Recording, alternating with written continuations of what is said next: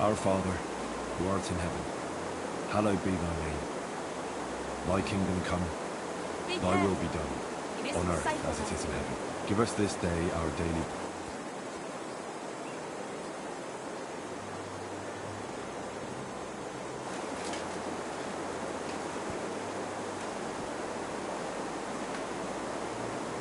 The angel of the Lord declared unto Mary, and she conceived of the Holy Spirit. Hail Mary, Mary said, Behold the handmaid of the Lord. Be it done unto me according to thy word. Hail Mary, and the Word was made flesh, and dwelt among us. Hail Mary, pray for us, O Holy Mother of God, that we may be made worthy of the promises of Christ. Let us pray.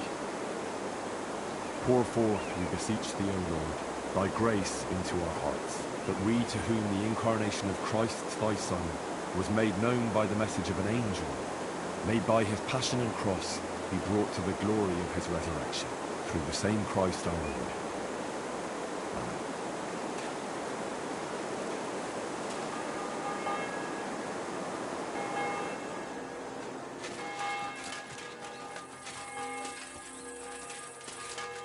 You shouldn't be walking around.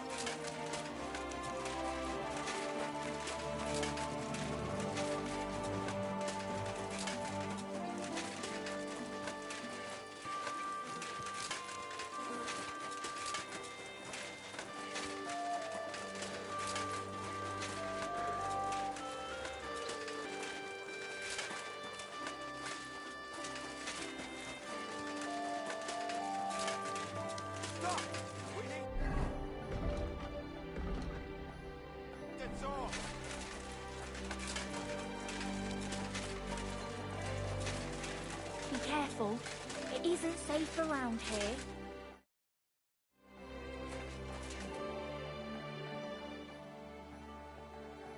I found out some interesting things about those murders. Just like you said. That's wonderful news. But wait a while.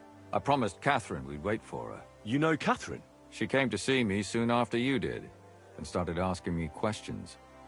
Just like you. Will you send for her? So, we're all here.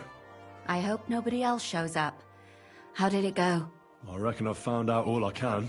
And do you know who the murderer is? Not exactly, but I have a few ideas. I've asked around a bit, and I have my own suspicions. Is that so? See, I was trying to recall some more details, and I had someone come to mind as well. Oh, I didn't do all this for nothing, did I? Well,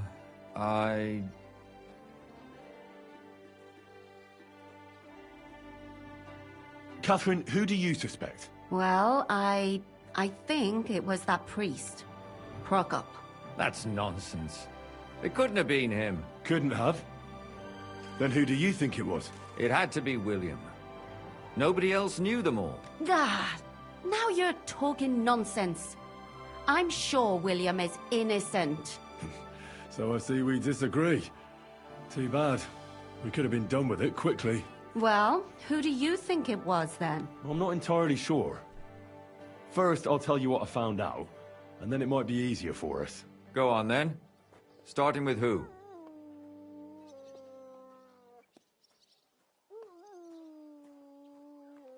Let's talk about Yarka, the one raised by Father Prokop. What did you learn about her?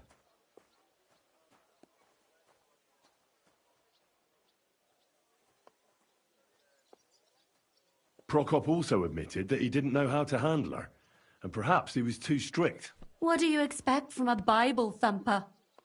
Man punishes and God forgives. It never occurs to them that if man didn't punish, God wouldn't have to forgive. Well, maybe I wouldn't hold it against him. He really tried to make sure she was well taken care of. He wanted to find her a husband, too. And did you learn who he found? No. I think it fell apart when Yarka started rebelling.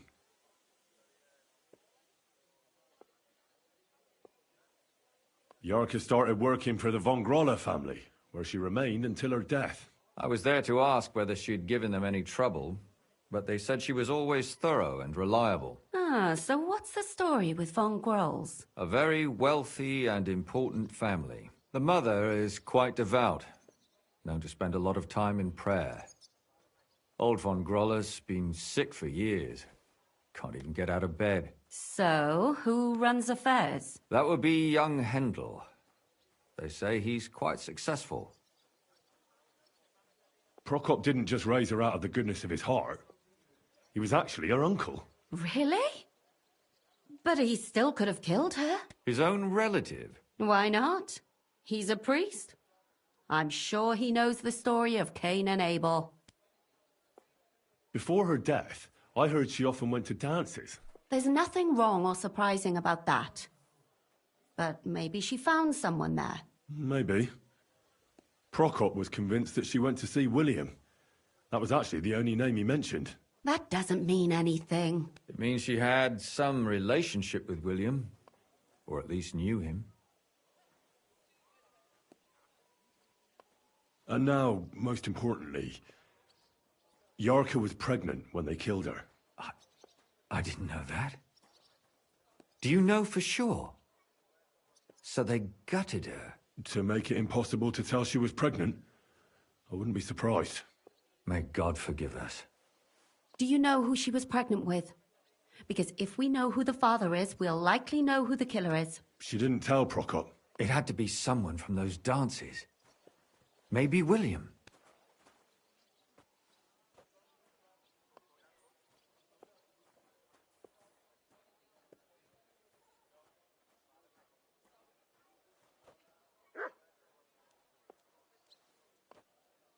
Prokop is convinced that she was murdered by that bard, William. And I agree with him. I heard the daughters of important men come to see him. It even went so far he had to flee the city. And the moment he's back, there's another murder. Really? But I found out you accused Prokop first, Lumir. What? Why? It doesn't matter. It was a mistake, and I paid for it. And were you as sure then as you are now about William? I don't think so. But he's a skirt chaser. If he got Yarka pregnant, then... Perhaps. But why would he kill and mutilate her? He could have just run away. But then he could never come back. Why not?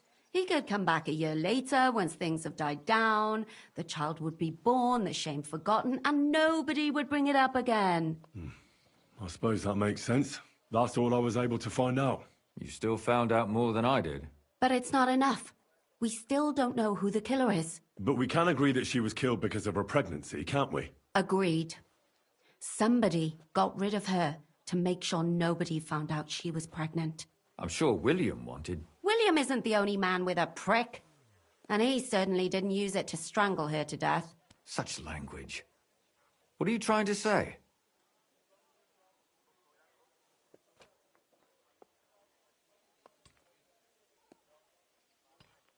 That William isn't the only man in the city. It could have been anyone. And now we'll never find out. I'm not saying it couldn't have been him. Though I don't think it was. It just seems foolish to only focus on him. I suppose you're right. Let's forget it. I managed to find Stanya. Alive? You found her alive? I did. Alive and well. Hiding with the charcoal burners. So, she's not one of our victims? She is. She just managed to escape the killer. She said she was attacked on her way home from the baths. She heard somebody talking in a side street, but it was empty. But when she walked by, someone grabbed her by the throat and started strangling her. And how did she manage to get away? She was holding an empty pitcher, and she smashed the killer in the face with it. He either got startled or hurt, but he let her go. Did she get a look at him? Did she take his eye out or something? No, she didn't stop to find out. Just ran. Which is probably why she survived. And what about the blood in the bedroom? She cut her hand on the broken pitcher. She didn't stay in her room for long. She was still so scared that she grabbed her things and ran off to her beloved charcoal burner.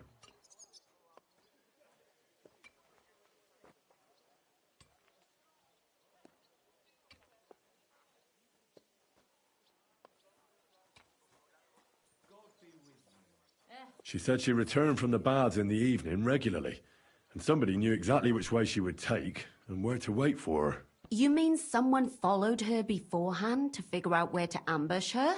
Who knew that she went to the baths? Apparently everyone in the tavern. She didn't hide the fact. She also said she was sure it wasn't Mole. He may be a pig, but the evening she ran home, he was in bed snoring. Well, according to Stanya, the murderer had a terribly strong grip. Her neck was bruised for almost a month. Doesn't almost every man have a strong grip? Depending on what they take in hand every day. A tankard, a quill, or a hammer. Except none of our suspects are miners or blacksmiths, eh? According to Stanya, the murderer didn't say a word the entire time. That's strange, right? I'd expect him to at least call her a whore. The only word he uttered was when she smashed him in the face with the pitcher. He said Scheisse. So, we're looking for a German? Even I say Scheiße sometimes, and I'm not German. Besides that, she also recalled hearing two voices in the alley. Someone was talking to the killer. So we have a witness. Now, just to find him. Or an accomplice. If I remember correctly, the other one must have seen the whole thing, right? And he didn't go to report it. I asked Stanya if she knew Prokop.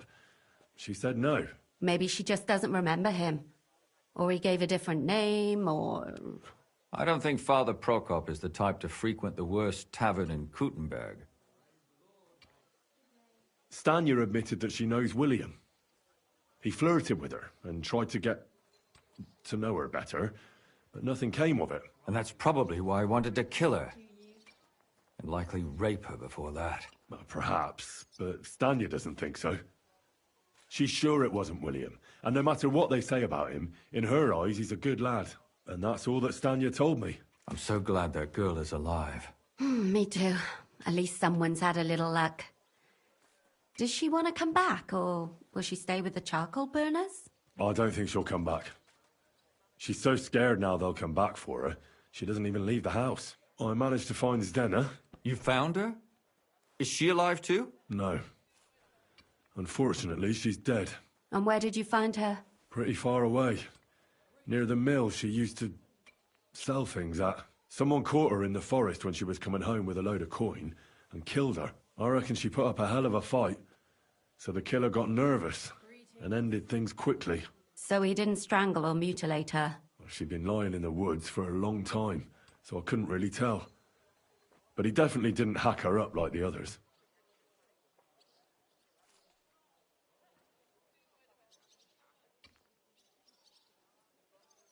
Judging by what her accomplice said, she robbed someone good.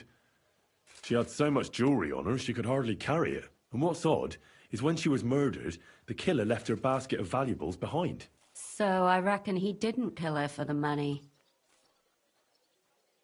She said someone followed her on horseback from Kuttenberg.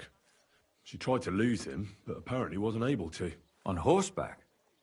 I don't suppose she described him, did she? Only as a wealthy type who never got too close. That doesn't fit in with the previous murders. Father Prokop came looking for Zdena and nearly cursed her on the spot. What did he have in common with a thief? He had also looked after her, but unlike Yarka, she ended up on the street, and he took it badly.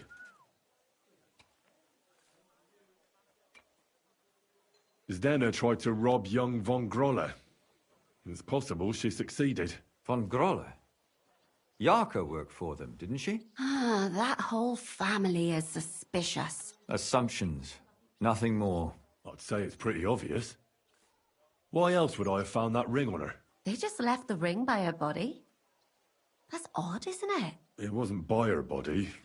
It was inside of it.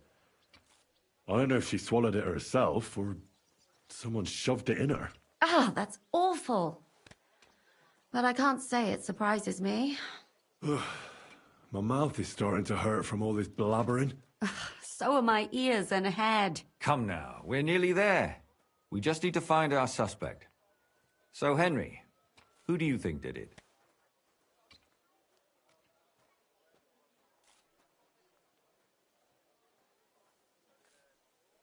I suspect one of the von Grolles. What leads you to think that? Are you sure it wasn't William?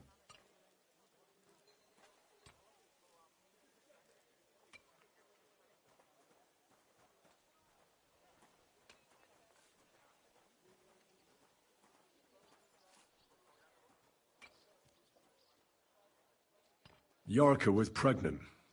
And if the father was young von Grolle, it would make sense if he got rid of her. Sakura, you're right.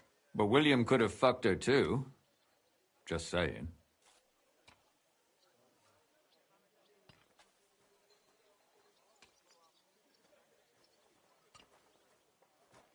Yarka was their maidservant until she started rebelling, right? Yes. Do you think she was rebelling because of someone in particular? Perhaps the young lord? That's possible. Alice had a young and wealthy suitor. And young von Grolle fits both descriptions. True, true. We could be getting somewhere. Zdena was followed by someone on a horse. Von Grolle could afford a horse. That's not so sure, is it? And maybe the horse was stolen or borrowed. But it certainly worsens the case for him. That much is true. Zdena robbed von Grolle. That's true. It's all coming together, isn't it? And that's all I can pin on him. So, do we agree that it was young von Groll? Well, old von Grolle can't do much now, can he? So do we really agree that our most likely suspect is young von Grolle? Aye. I agree. I don't have a problem with it. Little rich boys are capable of anything. But what are we gonna do about it? Our suspicions aren't enough. They'll just laugh at us without something more tangible. So, you want to search their house? There's nothing else we can do. There must be a clever way to do it. We have to find some evidence. None of our conjecture is enough. What will we do? You could sneak in there. Or break in. Catherine, that's not necessary. The young lad wants to learn swordsmanship, and the old one is sick and always calling for a physician. So I can either pretend to be a sawbones or a swordsman, or break in? That's a lot of options. You're a clever lad. You'll figure it out.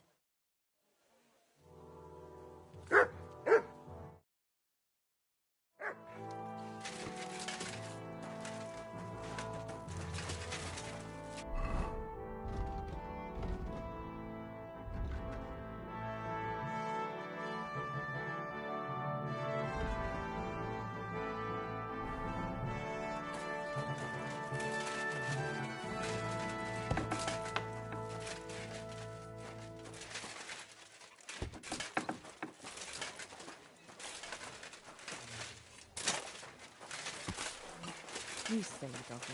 Oh.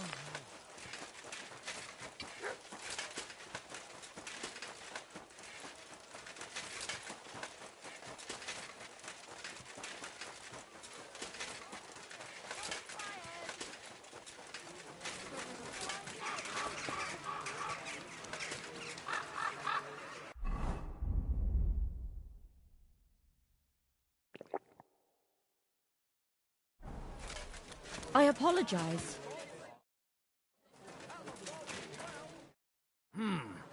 Can I help you? Is this the house of the von Grolle family? Yes?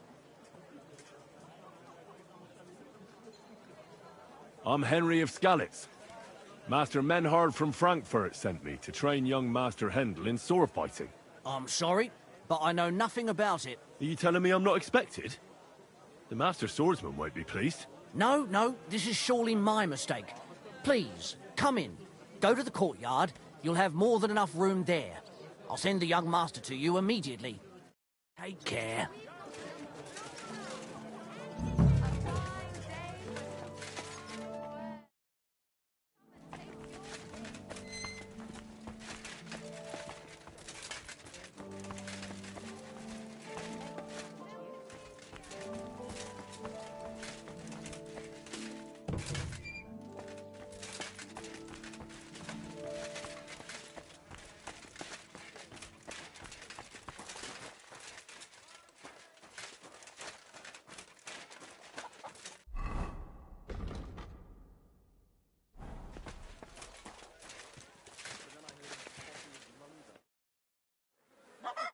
I must admit that I didn't expect anyone so soon. Master Menhard said I'd have to wait a while for my lessons. Well, that's true. But we had an opening, and Master Menhard immediately thought of you. But of course. That's good. It doesn't matter. I'm actually glad it turned out like it did. At least Mother will leave me alone for a while. What do you mean? She's always trying to keep me at home. Says I go out with girls too much. She'd rather have me praying all day and night like her. Well, maybe a sword fighting lesson will help you. Maybe. But first I want to see if you have anything to teach me. Ready? I'm not. I've only got a sharp weapon. Really? You wanted to draw iron right away. Well, I can lend you one. But next time, bring your own. Ich reiß dir deinen Arsch auf! For glory! Well, I hope the young lord is assured he has much to learn from me. Yes. Young lord learned it the hard way. And after a few lessons, you'll only get better. I hope so. I know the basic steps, but lack the finesse. I admit. Excellent. That's enough for today. But before I go, I'd like to ask you something. What type of weapon are you most interested in? A sword, of course. It is fitting for someone of my standing.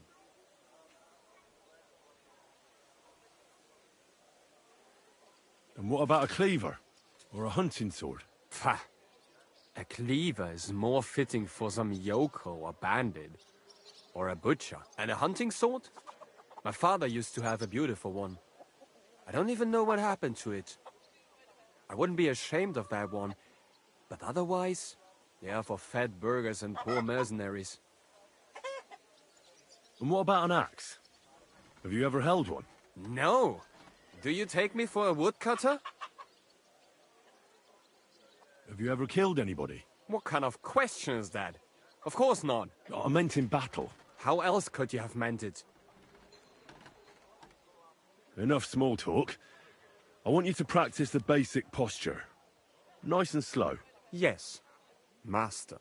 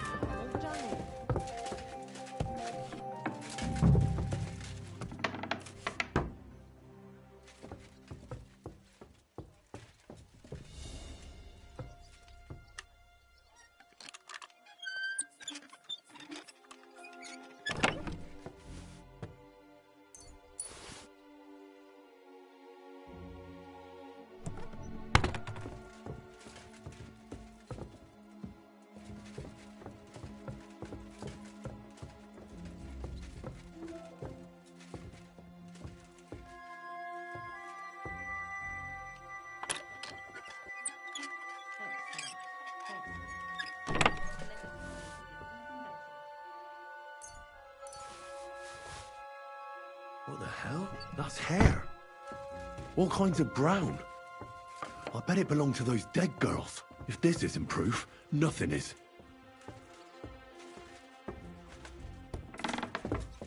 What was that sound?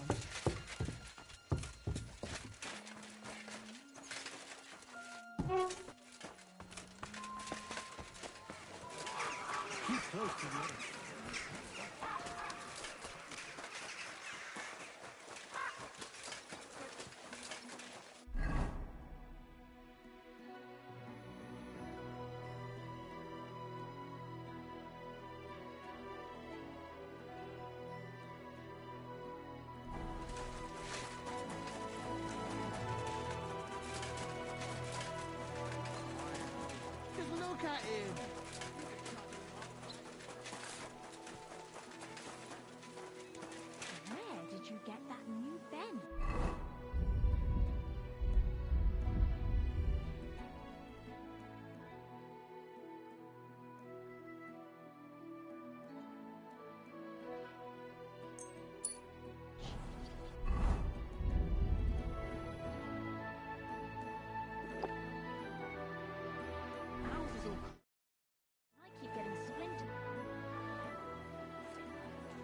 I need to discuss that visit to the Von Grollers. Excellent. Let's find Catherine. You can tell us everything. I think we were right. Something seriously fishy there. Well, don't keep us in suspense. What did you find out? You found something there, didn't you? Evidence? I certainly did. In the young lord's room. What was it? This. He had it in a chest in his room. Locks of hair.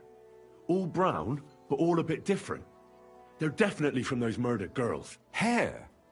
But that's not enough. That definitely won't suffice as proof. Why wouldn't it? He took them as a keepsake from the dead girls, as a trophy.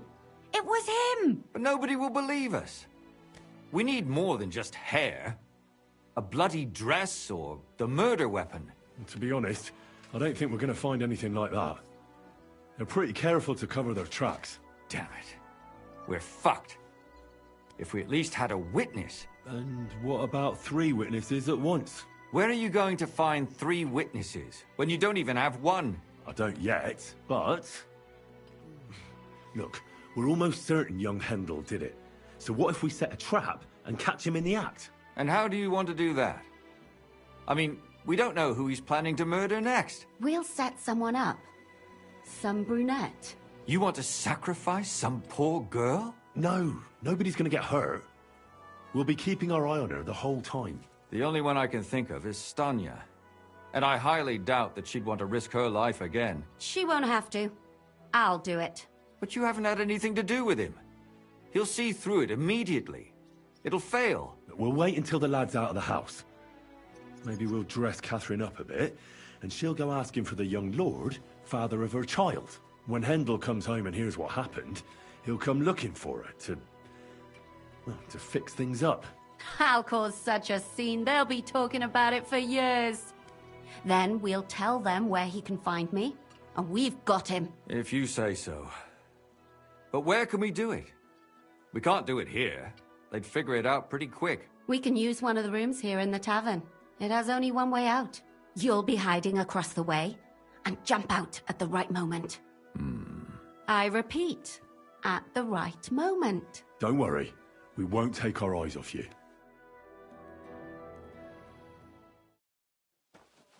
Where's Hendel? I need to talk to him! What lies are you spouting, you strumpet? Goodman Hendel never laid eyes on you. Besides, you're too old for him. Nobody will believe your lies. Old am I? He came to me himself because he wanted a mature woman to breed with. And he never even pulled it out. And he filled me up like a wineskin. Suit yourself. I'll give you some time to think it over. But either you come up with an offer of marriage by evening, or first thing in the morning I'll go to the bailiff. And I'll be damn sure to get justice from him.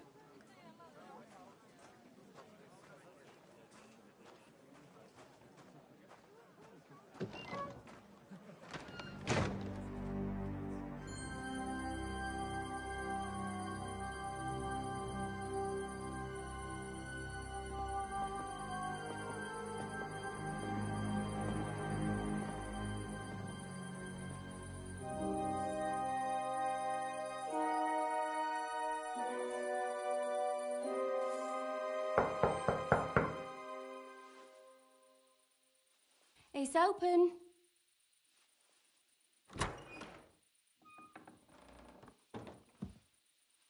I've come to talk with you. Where's Hendel? Hendel, you wanton whore! Debauching my son! A nanny goat like you! The others were at least young, but you! Christ, the trials I have to endure! A husband with both feet in the grave and a son who'll fuck anything with a hole in it. Slice her up so no one will recognize her, and in case what she says is true, gut her too. Gutting, is it? I could help you with that. Get that bitch, you fool!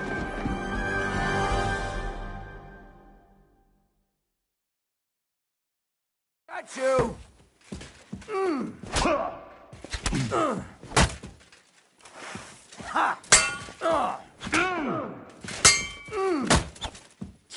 Useless! Ah!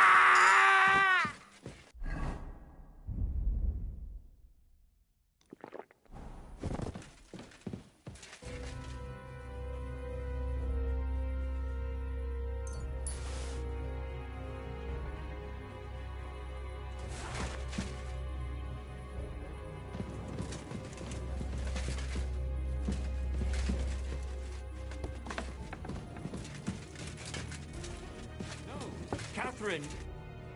Catherine, wait. What should I wait for? I'm gonna cut that bitch's throat. How dare you? Hands off, you heretical scum! Shut up. Let her speak. I still don't understand what actually went on here. I have some questions for you. I'll tell you nothing, you serpent! Nothing! You can't keep me here! Let me go! I'm a woman of worth! If you won't speak now, then the executioner will loosen your tongue when your feet stop burning. But why wait, right? I'll cut your ear off. Maybe both of them. All you need to talk is a tongue. No! Let me go!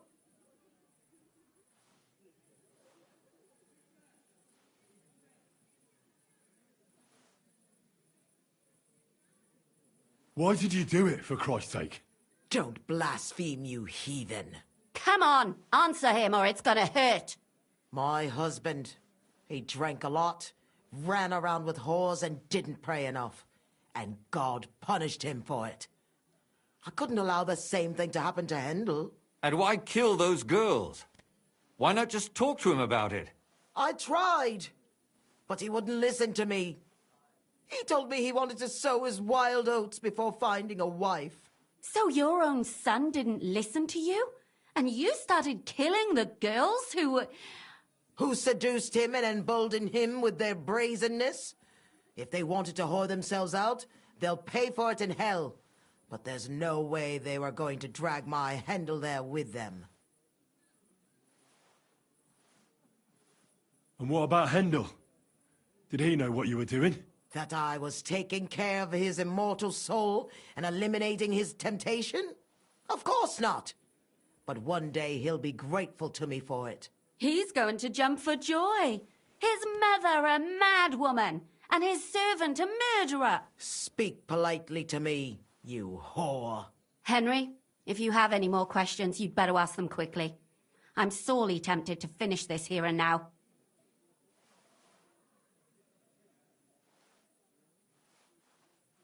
There was no blood where Alice was found. Where did you kill them? That was up to Thaddeus. He told me something about an abandoned barn. I only told him to cut them up thoroughly. Why? Why? As a warning. So those whores knew what awaited them. To put the fear of God in them. And what about the hair in Hendel's chest? You're trying to tell me he wasn't involved, but he was keeping their hair? Well, he kept asking about those whores of his. So we always brought him a lock of hair. We told him it was from them, as a parting gift. Well, he didn't find that strange? Out of sight, out of mind. He always found some new harlot anyway. Do you realize you also killed girls who had nothing to do with Hendel? That's not possible. I saw them all with my own 2 eyes, chatting with him and giggling. And what about that alehouse wench? That strumpet. I saw how she treated him. It's a damned shame she got away. But she really had nothing to do with Hendel. She wouldn't have smiled at him the way she did if she didn't want to fornicate with him. They all deserved it. Every single one. And better sooner than later. That trollop in our service even got herself with child. And she wanted to keep it. The slut. And what about Zdenna? All she did was rob him, and you killed her anyway. She fawned over him like all the others. He even gave her a ring. which she probably sold immediately. She deserved it. She was a thief, and stealing is a mortal sin. I'd better stop asking questions. Burn in hell, all of you. What'll we do with her now? Let's take her to the bailiff. She'll get justice there. We don't have to go anywhere. I'll give her justice right here, right now. But we can't do that. She has to go before the court. The law must be upheld. Did you hear her? I mean, she hasn't got her head on straight. And what judgment will there be? She's from a wealthy family. Nothing will happen to her. Don't you dare judge me. Only God can do that. Shut your mouth, you sow. You judged and punished some random girls, and now you'll blaspheme like that? Our Lord directed me. I did it through His will. Do you hear that? And you want to let her live? But that's not justice. It's murder. Henry, won't you say something? I told you, don't you dare judge me. I am a servant of God. Put away that knife, Catherine. We'll hand her over to the law. Don't tell me you'd let her get away with it. She's not going to get away with anything. She killed so many people. If she's lucky, they'll just hang her. If not, she'll be buried alive. That's right. We caught her in the act, and she's confessed to us. They can't just let her go. Of course they can. It's I scratch your back, you scratch mine. You'll see that all these rich burgher and lords have their own justice. That won't happen. I guarantee you she... You can't guarantee a thing. You're not the bailiff, and you won't be judging her. She's right, though. We can't just let her out into the streets. She must be punished. And if not, then you can always go and pay her a visit, right? You know very well who she is. All right then, you last of the righteous. Take that viper away, and may God protect you if they set her free. Don't worry. I'll take her away. Well, this was a lot stranger than I expected. Do you think we did the right thing? I'm not sure of anything anymore. Not even myself. Can we just be quiet for a while? As you wish.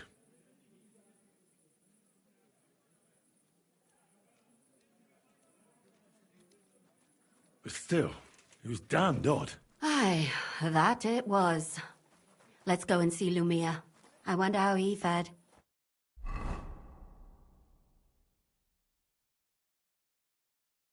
Tell us, Lumir. How did it turn out? Did it end well? Oh, we're not going to get into trouble now, are we? It ended well, and I didn't even tell anyone about you. And how did it go?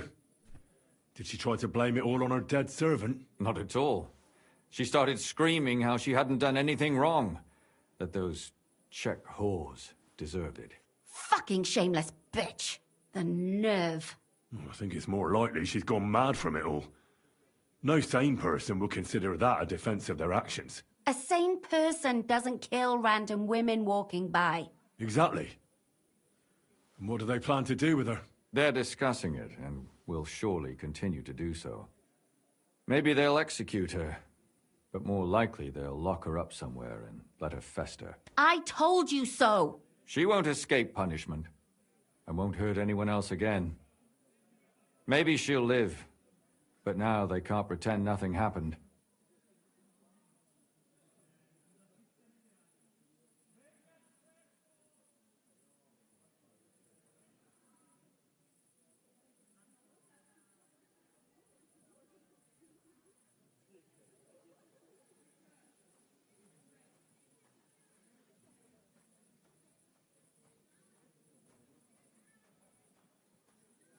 And what will you do now?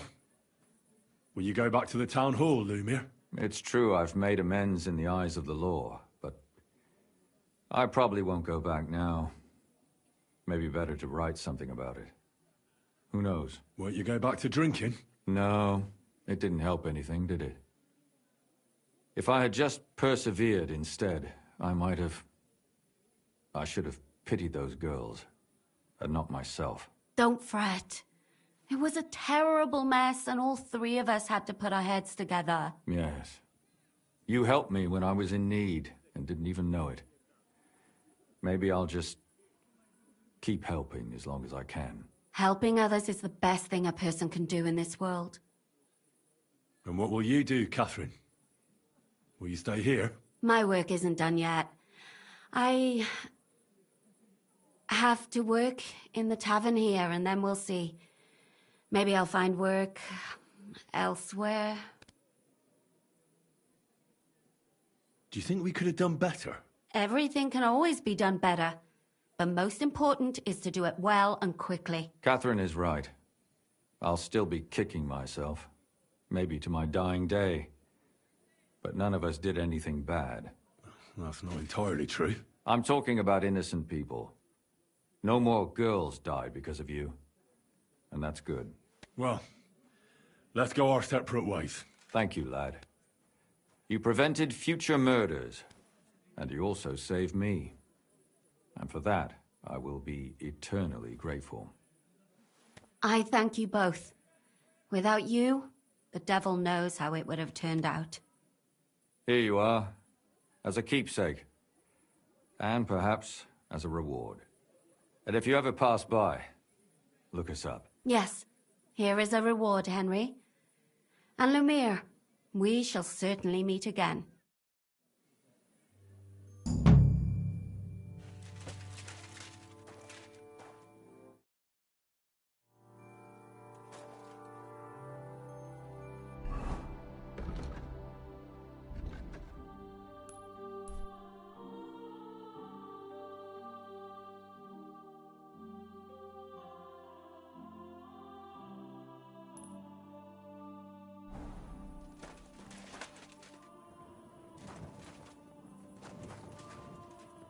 Here it comes!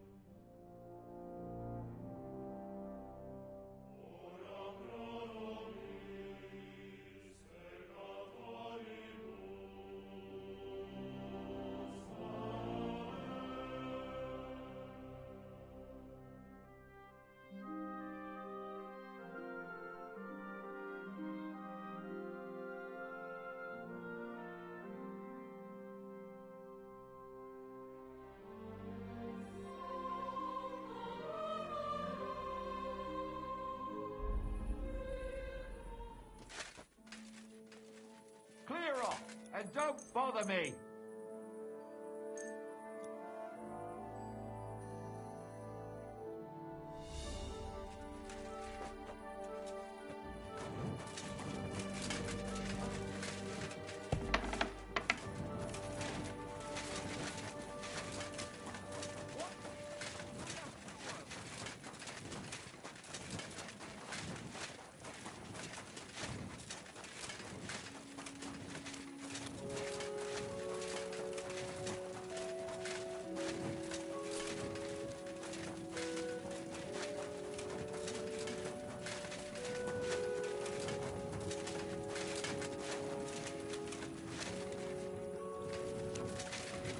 Here, mutt.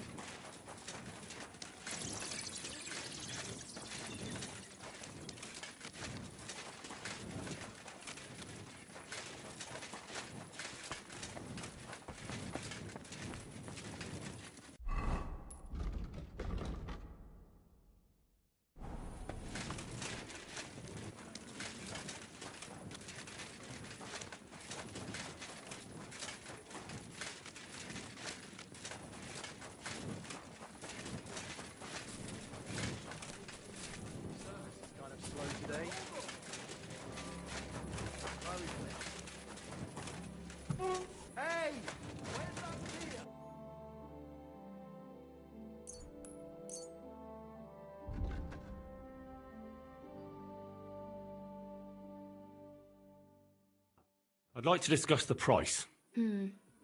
I suppose we could give it a try. That's a decent price. Happy to be of service, sir.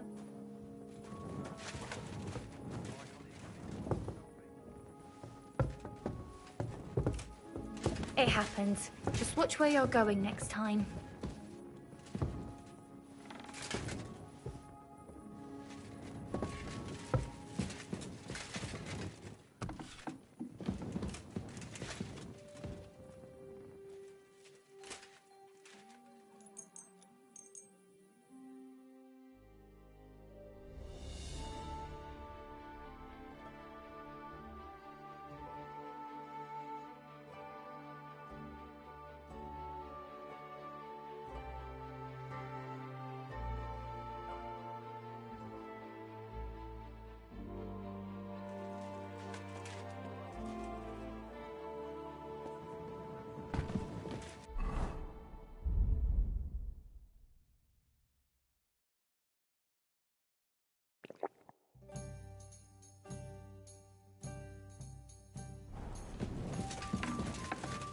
Careful.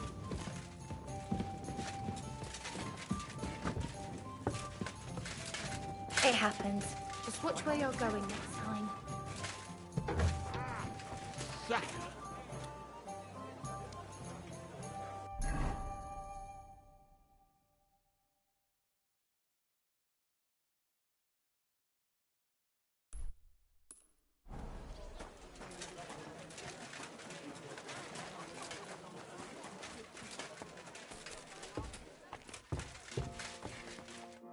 Greetings. I'll have a look.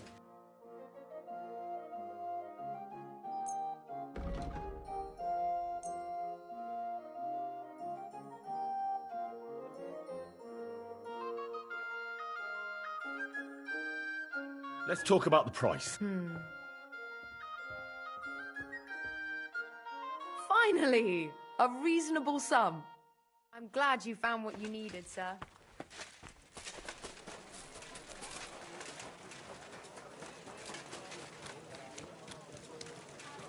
God bless you.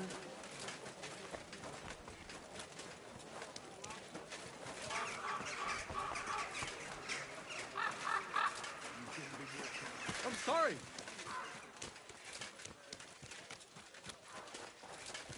How many times do I have to tell you? Don't shut your shit.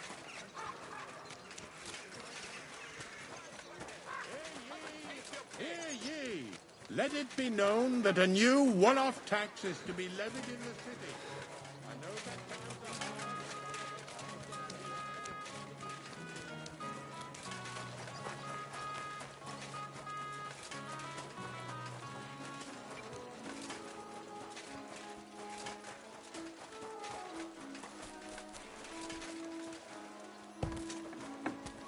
I apologize. I'm sorry.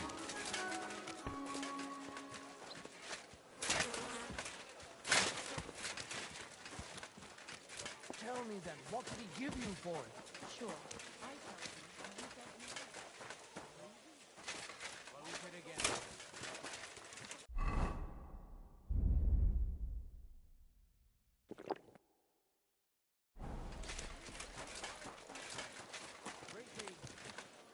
Hallo, Heinrich. It was a beautiful tournament. Much great feasting to see. I am glad you could make it. Congratulations on your victory. I knew you would win, and I am glad I was not mistaken. What did you think of it? I don't have much experience with events like these, but I thought it was fantastic. The competition was also good. Great opportunity for swordsmen to show off and improve their skills. Good, Heinrich. My thoughts exactly. What about the winnings? Are you satisfied? Aye, the prize was great. Nice things, valuable, nothing to complain about. I am glad you are satisfied. Most importantly, the councillors are satisfied too. So me and Fridush can continue organizing tournaments. I am sure that the more tournaments we hold, the more we can attract better fighters and make tournaments even more interesting for everyone involved.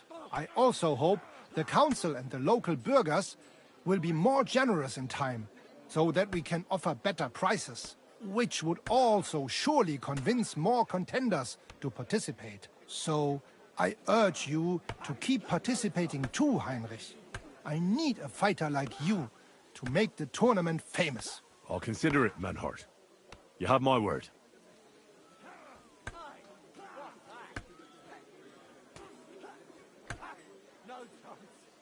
When is the next? There is still some time to go. More, but there is still... Sign me up for... Toll!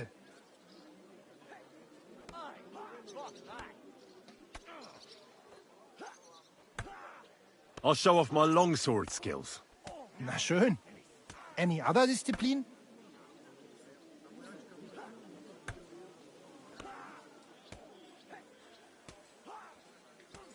I want to fight with a sword and shield. Na schön. I want to try free... So you will try all discipline, pay the entry fee, and we... Here are the gross. I look forward to seeing your attempt. May Lady Fortune be on the day of the tournament. Go and see Fridush Kummel. He has the honor of running, or you can wait here for the tournament.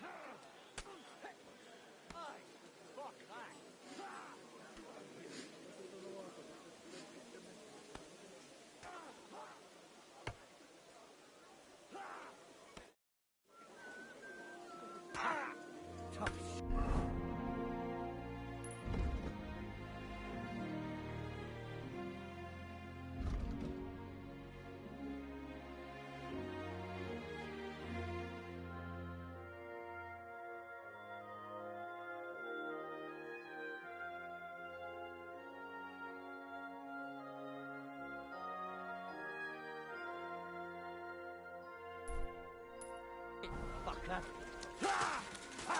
No chance.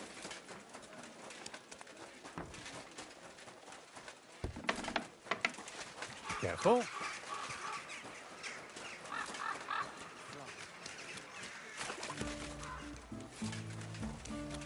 Be careful.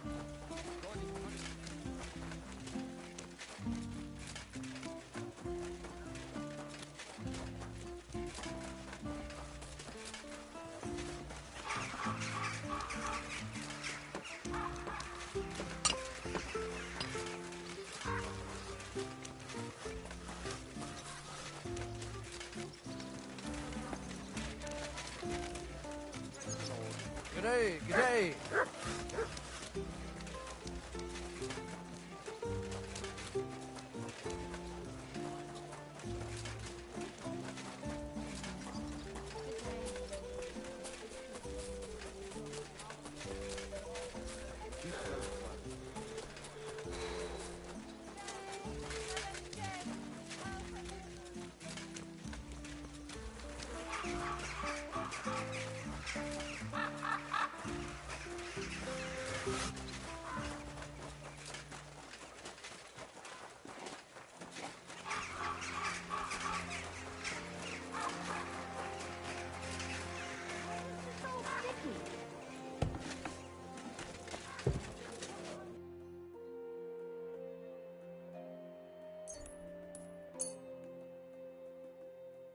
Happy to be of service, sir.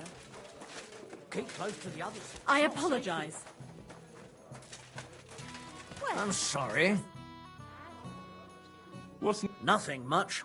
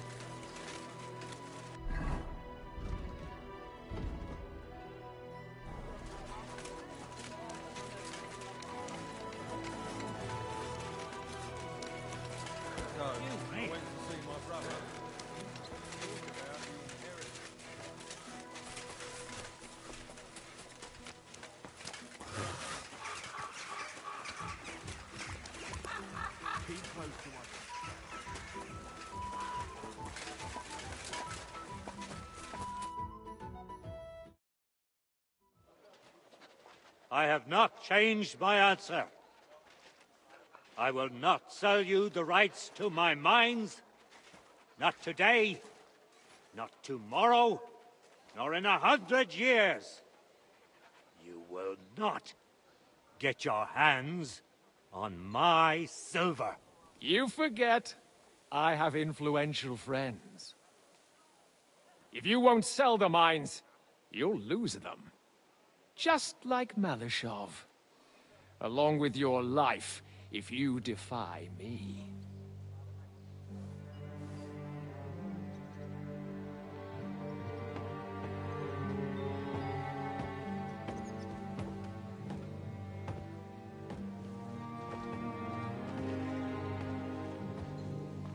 Mind your step.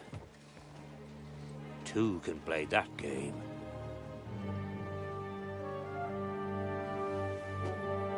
Did you really think that I didn't know you were stealing the royal silver, eh?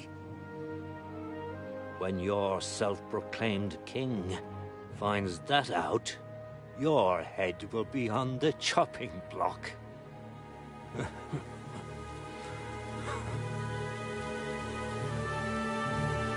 Seize that traitor!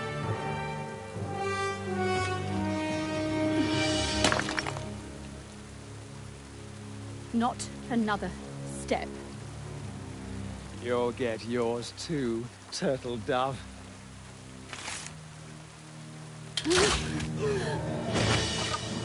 What are you waiting for?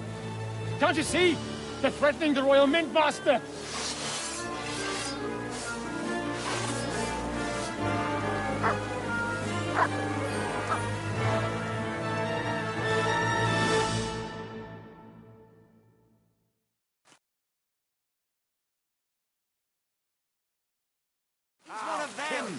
Him! Land of it! Nice! Deal! There's more of them! Scum! You're no match for us, Another right away! You want to try me? I feel quite hungry! You'll pay for that!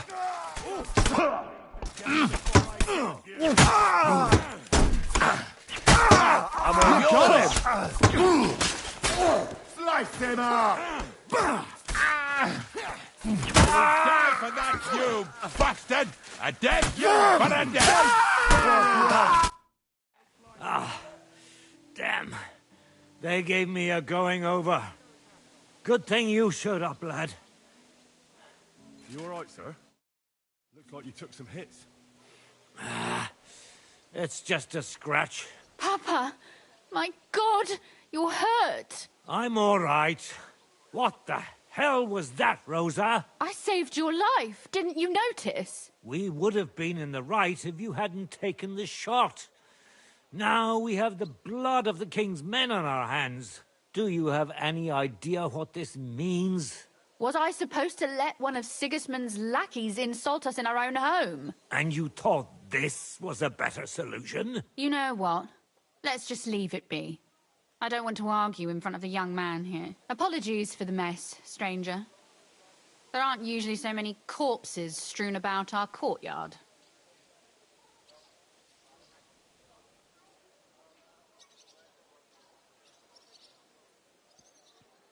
I should be the one apologizing. Some of it is my handiwork. It won't be your concern, though. I promise. We'll call the guards and tell them what happened. That Ulrich Vavak and his men attacked us for no reason. You think that will make them let us off the hook? Not for free. But knowing young Plymel, the commander of the guard, I'm sure he won't refuse my coin. But back to you, lad. Who are you? And why have you graced us with your visit? I'm Henry of Skalitz, squire to Lord Capon of Perkstein. Pleased to meet you. Conslin Routard. And this feisty creature here is my daughter Rosa. Like father, like daughter. Why did your master send you to me, Henry? He didn't, sir.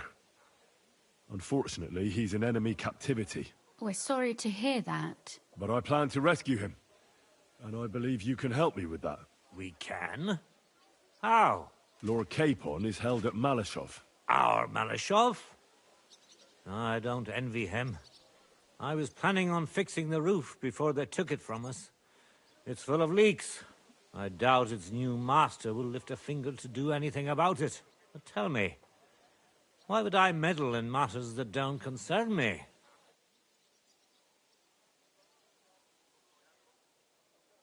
Well, we all stand on the same side. Against Sigismund. That is undoubtedly true. I don't like that ginger bastard either. Especially since his people started sticking their fingers in my coffers. But to get involved in something as dangerous as freeing a captured nobleman in a territory conquered by Sigismund? We have to do something to help. I know it's dangerous. Dangerous? It's madness. What if somebody finds out?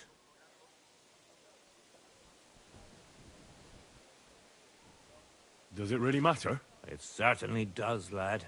I'd only end up with my head on the chopping block.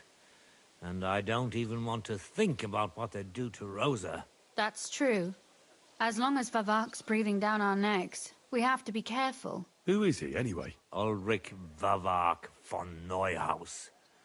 The new mint master appointed by Sigismund himself. He's had it in for us ever since he took over the office. He's been pressuring me to hand over my mining rights. It seems he'd like to see me reduced to a beggar.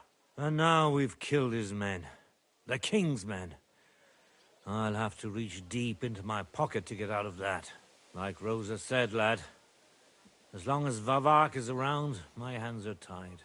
I'm sorry.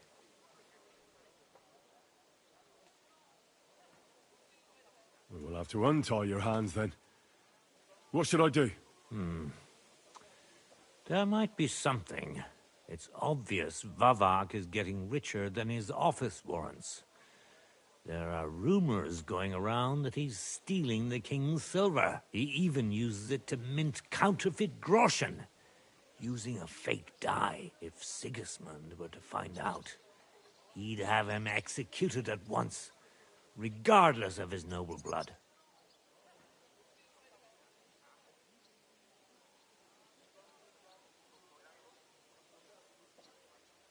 Then why hasn't Sigismund heard about it? Simple allegations aren't enough to charge someone with such a serious crime. We need evidence. But how do we find it? Some of the silver goes missing somewhere along the way to the mint. And we have to find out where. Find out? But how? They don't let just anyone into the mines and smelting works. You're right. Only authorized people are allowed in.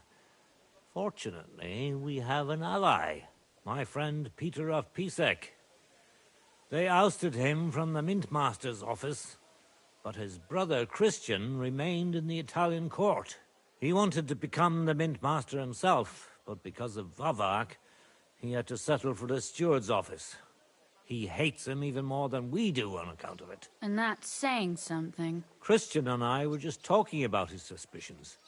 He'd welcome any dirt you can dig up on Vavak, just as much as I would. If you go to him and ask for help on my behalf, I'm sure he'll accommodate you. I'll help you free Lord Capon in exchange for evidence of Vavak's fraud. That's fair, isn't it? All right. It's a deal. I've already met Peter of Pisek, and I know he can be trusted. Let's hope the same goes for his brother. Excellent. You'll find Christian and Horshan at the estate near the mines. Tell him the password, Via Argentum, the pot of silver. He'll know who he's dealing with. But be careful, both of you. This is our last chance to stop Vavak. We'll be praying for you.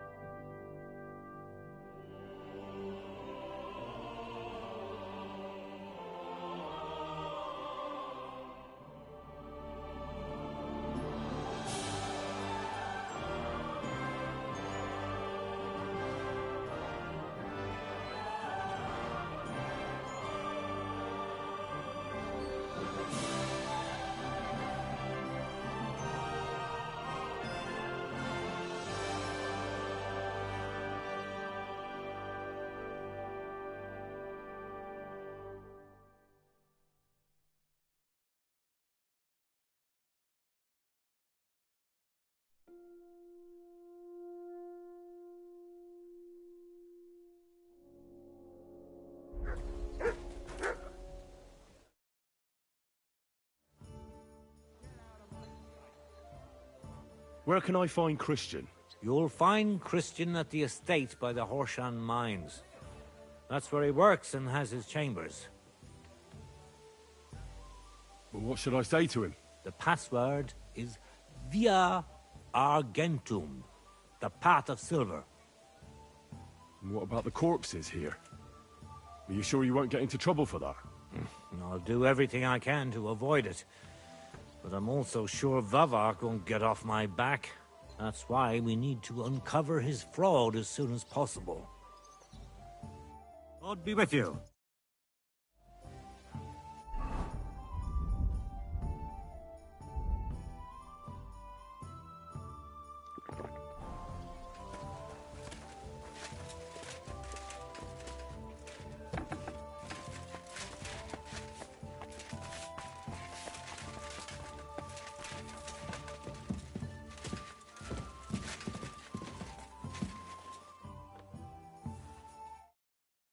Take care of yourself, stranger.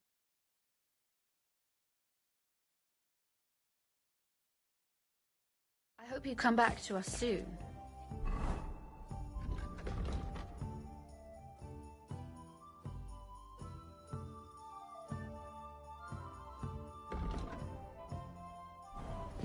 I'm sorry.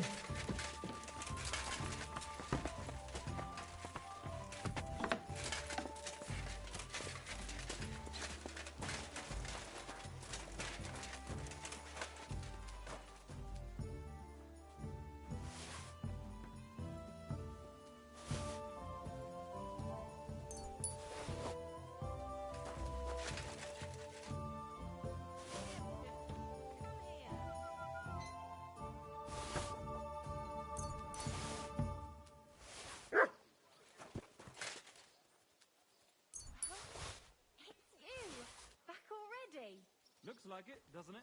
It sure does. Go on then, how was it? What can I say? Prague is a whole different world compared to this old place. Did you bring anything back with you? Empty pockets and a whole lot of gossip. A big city. There's no place like it.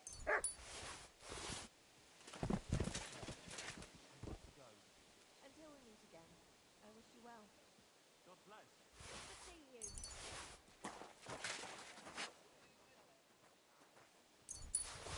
Stay close to the others. It's not safe here. Look what I have for you.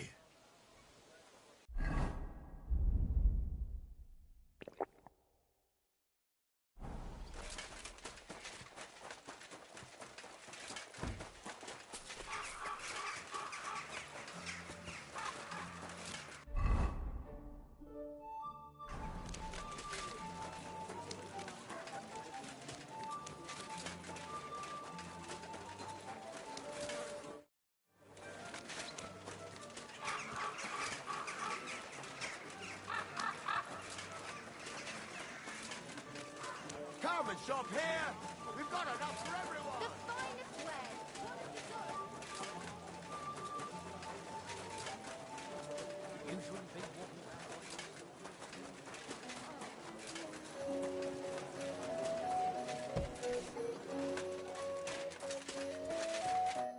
Was möchtest? Show me your...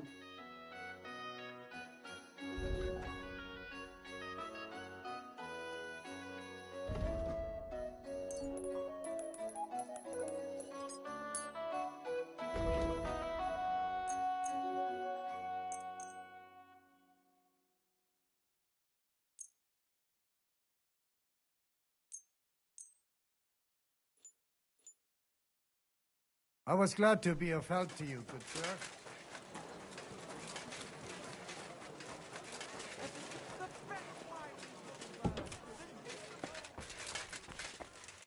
Who's got? Show me your...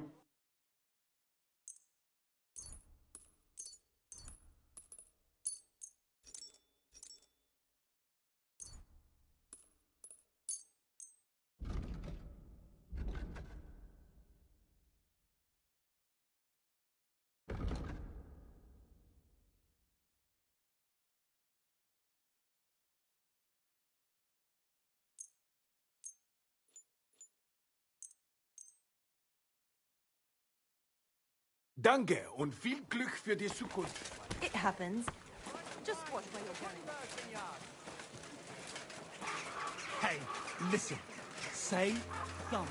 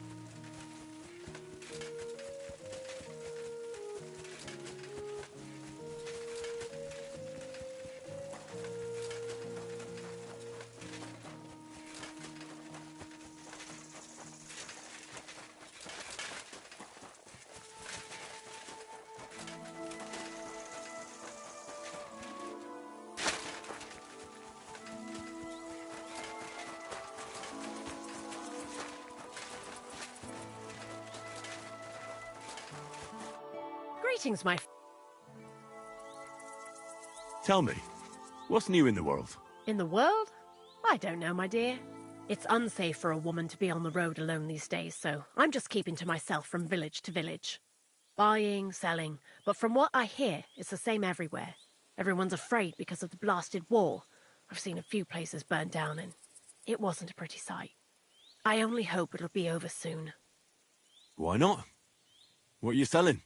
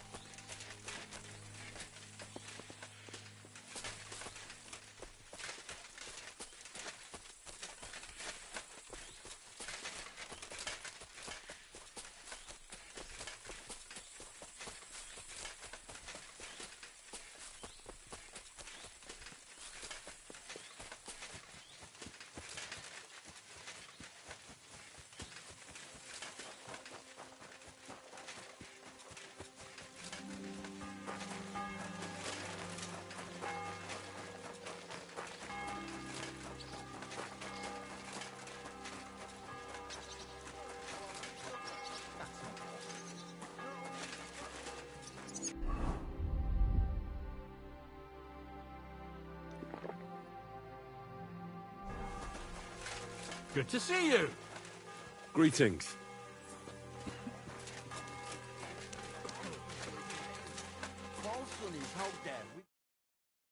I don't have time to discuss it with Paul. You'll be watching it from now on, all right? Or I'll have to find another vet. You can't just sack me, Steward. I got this job from Ulrich von Neuhaus. But I can make sure he knows how you run the place. That's the 5th yucca who got scrushed in here. This is some genuine pokery. Be quiet. And now clear off. You can't just walk around the mines. You're a Christian of Pisek? I am. What do you need? Kunzlin Ruthard sent me. About Via Argentum. I see. But I'm afraid I don't have good news for Sir Kunzling. I haven't made much progress regarding the matter we discussed. I just don't have the time to investigate. I'm always needed somewhere, and there's always someone following me around.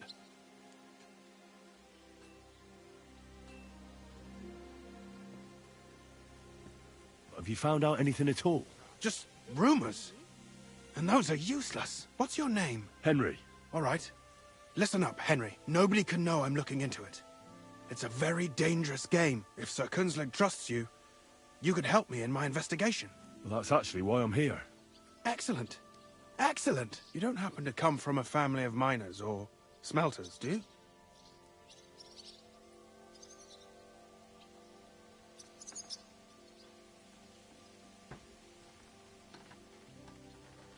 My father was a blacksmith. It's a fine craft. But it won't teach you much about silver mining and processing. I'll be happy to tell you everything you need to know. Now, follow me, please. We need to talk somewhere in private.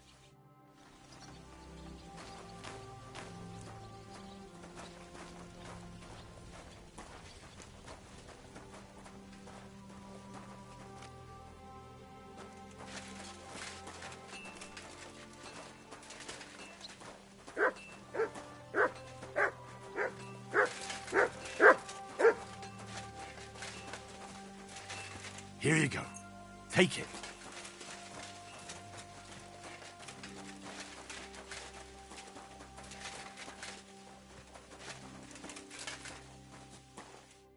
Where should I start looking? Straight to the point. I like that. We know for a fact the silver must be getting lost somewhere on its way to the mint. That means it would be best to discreetly inspect all operations and find out where the problem is. First of all, you should ask miners from every shift how many corves they mine in a day. After that, we'll compare the numbers to the mine record books and see. But the yields aren't the same every day, right? True. That's why we have to focus on one particular day. For example, the other day, on the Feast of St. Petronilla, Foreman Fett was beaming and bragging to me about how much it helped. I mean, mined out.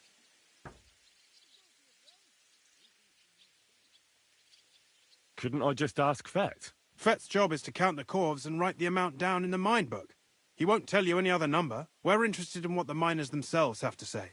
They've no reason to hide anything. Nevertheless, the miners are a strange bunch.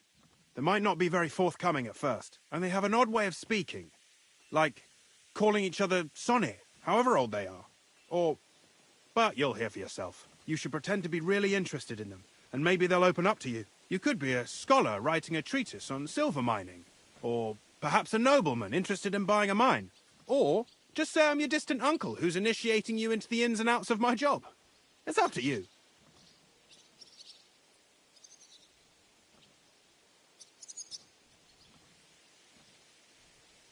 I reckon I could pose as a curious scholar. Suit yourself. Just don't change your story so you don't arouse suspicion. But to the point, each day 3 shifts work in the shaft. Each has its foreman, or gaffer, as they say. The first shift is led by Frank, the second by Paul, and the third by Samko. You'll have to ask each one of them how many corves they mine. Samko's hewers should be off work now. You'll find the other 2 shifts in the mine. Take this, so the guards will let you in. It's a letter of safe conduct bearing my seal, allowing you free movement within the mine. And what are you going to do? I'll return to the estate to do my job. What else? I reckon they must be wondering where I am by now. Once you find out how many corves the 3 shifts mined on the Feast of St. Petronilla, return to me. We'll compare that number to the entry in the mine book. And don't forget, don't draw attention.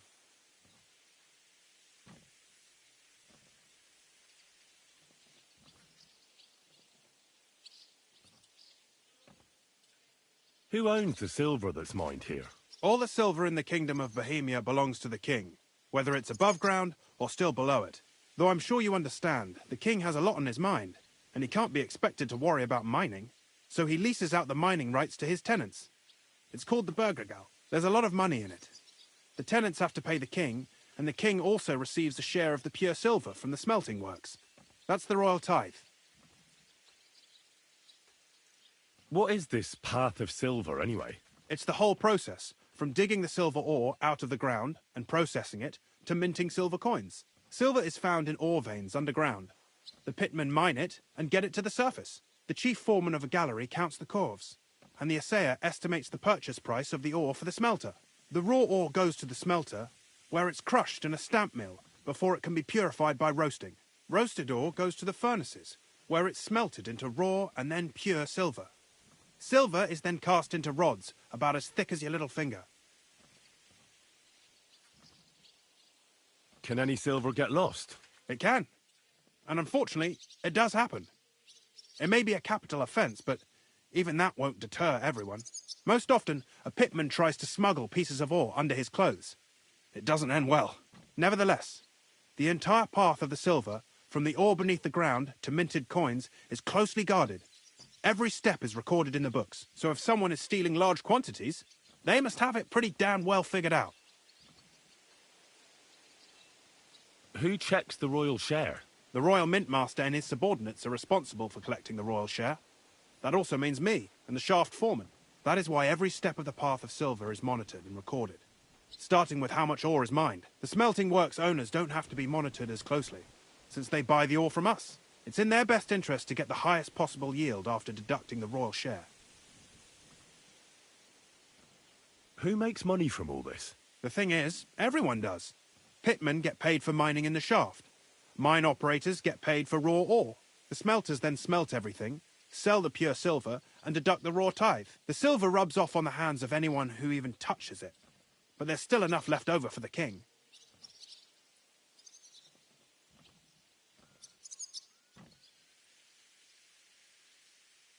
Who owns the mines? The king grants mining rights to his loyal subjects, and these leaseholders can rent out their privileges to other people. All sorts of people operate mines in Kuttenberg. Nobility, rich burghers, even the monastery. In fact, anyone with enough money to pay for new shafts to be dug can share in the proceeds. Who's responsible for the mines? The mines and the mint are supervised directly by the royal mint master, Ulrich Vervark von Neuhaus. As the steward, I'm his direct subordinate. I oversee that everything runs smoothly on his behalf. Then come the chief foreman, then the other foreman, and finally the ordinary pitmen in the shafts. But I don't come in contact with them very often. We follow the path of silver until the moment an ore merchant buys the ore from us and takes it to a smelter.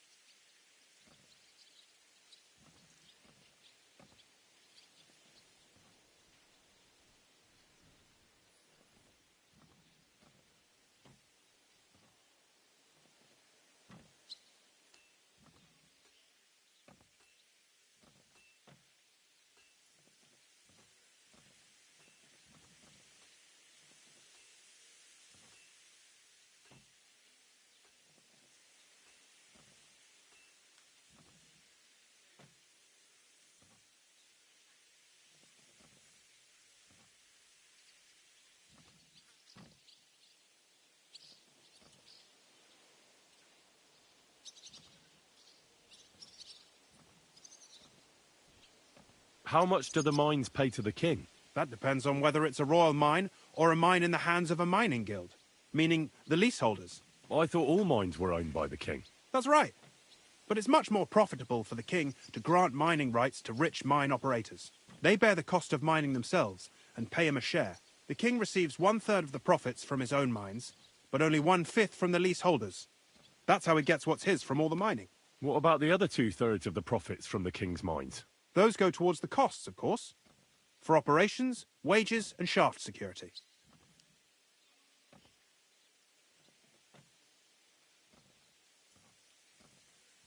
Who's responsible for the smelting works? They have their own owners. They buy ore from us and smelt it into pure silver. Then, they deduct the royal tithe, and they can sell the rest. And not just silver. Processing the ore yields a variety of other materials that can be sold just as well. What happens in the smelting works? Each smelting shop has a stamp mill, a roasting pit, and a smelting furnace. The stamp mill is used to crush the ore into smaller pieces to make it easier to process. After that, the crushed ore is roasted in a roasting pit to remove most of the impurities. Finally, everything is smelted in a furnace to separate the pure silver from the slag.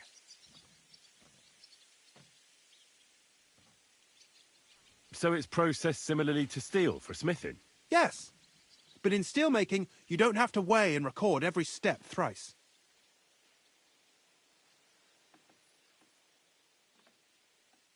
How are groschen made from the silver? The royal share from the smelting works goes to the mint in the Italian court. There, the coiners hammer it out into silver sheets for cutting the coin blanks. Then, in the Italian court's preghouse, our minters cut out and punch new groschen. How many mints are there in total? Only the main one is left, the one in the Italian court. There used to be more of them throughout the kingdom. But King Wenceslas II united them all. It was he who contributed the most to the rise of the Prague groschen and the wealth of this region. And, of course, his own wealth too.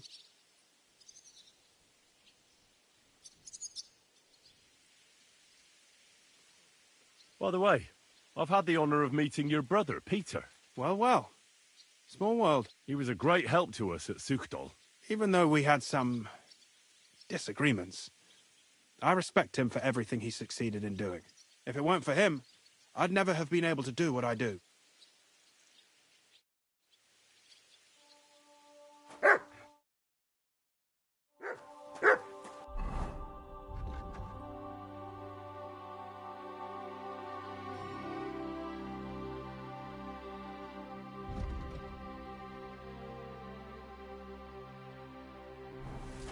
I'm sorry.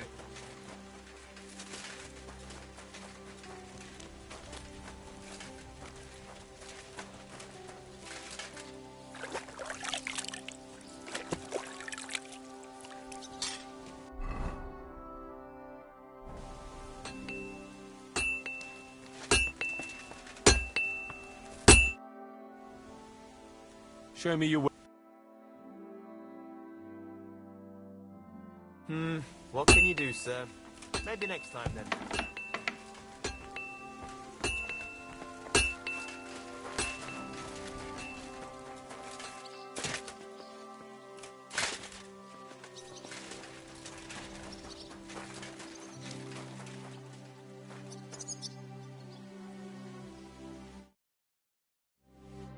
Gepriesen sei der Herr.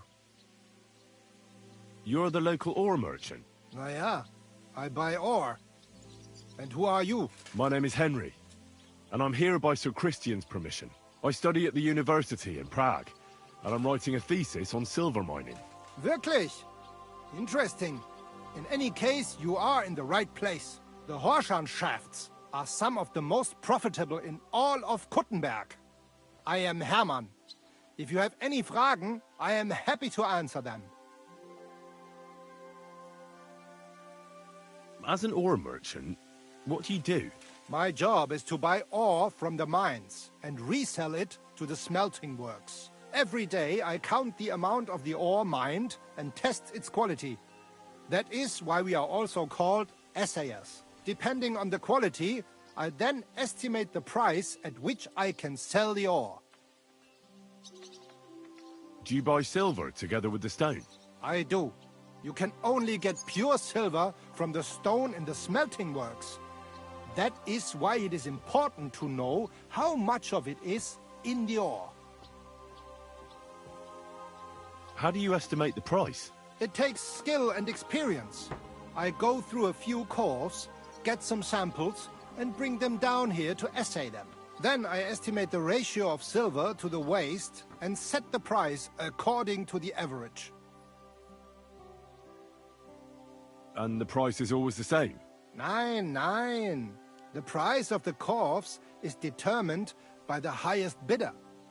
The smelter that can pay the most gets it. The important thing is to keep an eye on costs, so we do not end up paying more for the ore than we get for the pure silver. How many corves do you buy a day? It varies. It depends on the rock that is being hewed. When you hew into hard rock, the yield is smaller than from soft rock, which crumbles with little effort, but there's little silver in it. How many corves did you buy lately? For example, on the Feast of St. Petronilla? Sancta Petronilla? Weiß nicht. Entschuldigung. I do not remember. You can ask Christian, though. It is all in the books.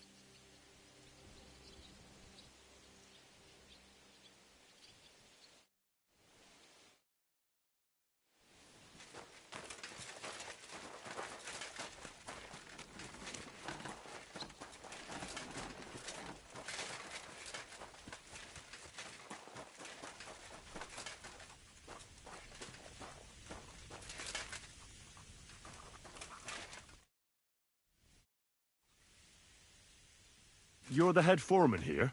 And who are you? You have no business here. Henry. I have a letter from Sir Christian. I'm a student. I'm writing about the life of miners. As if anyone cares. They call me Thet. Head Gaffer Thet. If you have any questions, ask away and don't keep me waiting. What does a head foreman actually do? What do you think? I give orders to all the yakkers in the pit and in the shafts. They call me Master, and they're proper respectful, because I'm the one who doles them out the chink for what they hew. I also keep the records, check the counts, and keep the coffers for the yield. How many miners are you in charge of? Oh, you know, Sonny, that depends. Every crew has a gaffer, a foreman. He hires men as necessary. There are 3 crews in the pits now, so I reckon there's about 30 pitmen just there. How much ore do you extract in a day? It's a little different every day. It depends on the rock they're hewing, if it's soft or hard. Sometimes it's 50 corves, sometimes 70. How much do the miners earn? I pay them half a groschen for every full corf. The more corves of ore they bring out by, the more groschen they get. If they happen to be hewing soft rock with less silver, I give them some extra chink from the yield, so they earn roughly the same.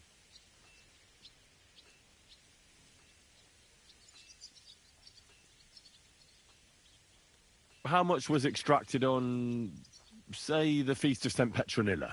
Well, fuck. It's interesting you should ask about that particular day. I actually know that one exactly. It was a lovely 90 corves. The most in a really long time. I ain't going in by tomorrow. I've got a bad feeling about it.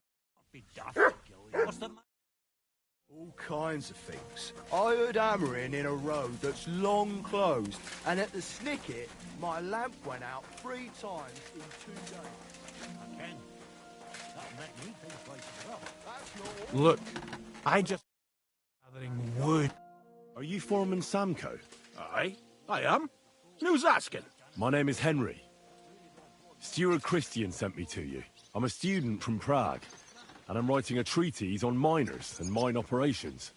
Why should I care?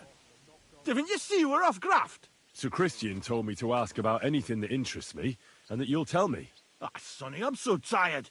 I haven't even got the strength for gabbing. I wouldn't mind having a game of dice, but minus rules. Then I'll tell you everything. What'd you say?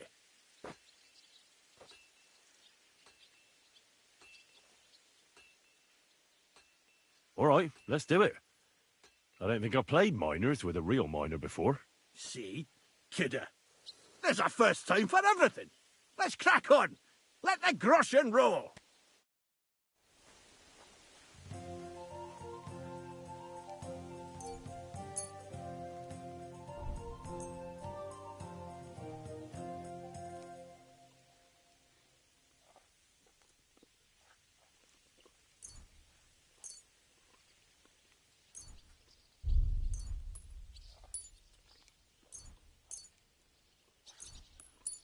At your service, sir. We'll see whose side luck is on today.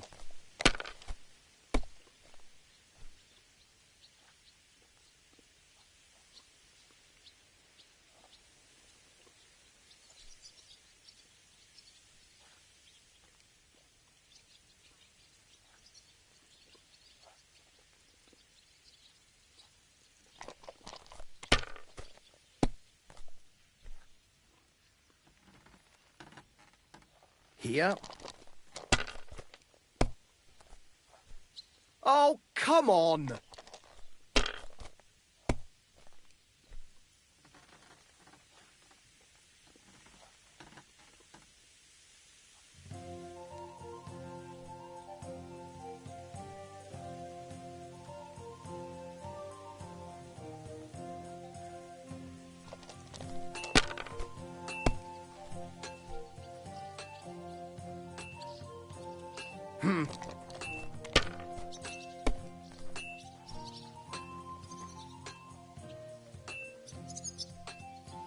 Huh.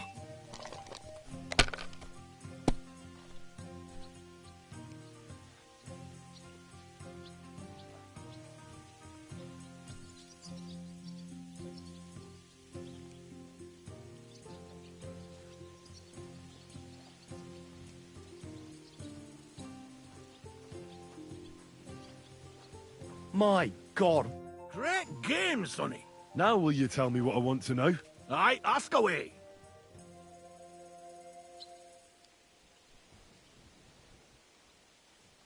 What is the work of a miner about? Aye, that's a good question, Mara. Mostly about Alkin. Any yakker'll tell you that. But proper rest is even more important than graft. You're as weak as a midgie without it.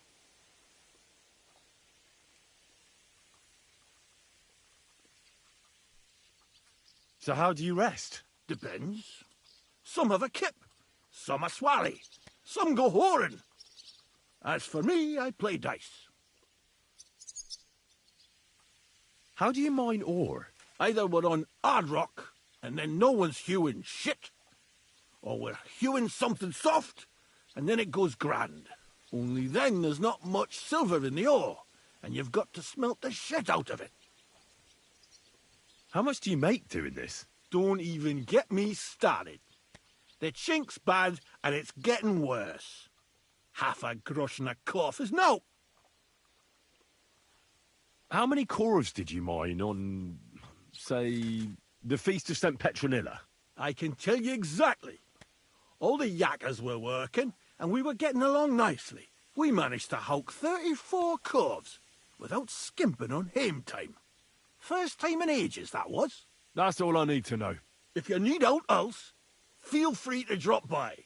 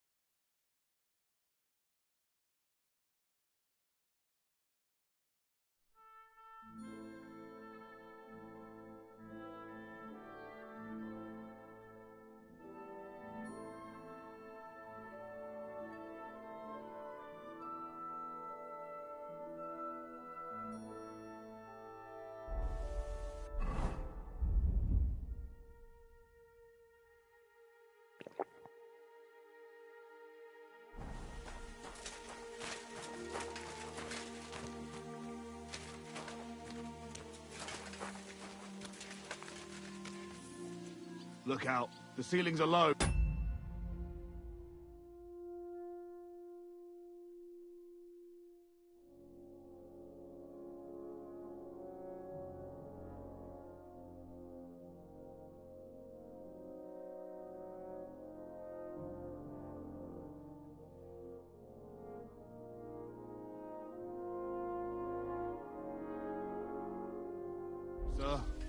Wouldn't want you to hit your head.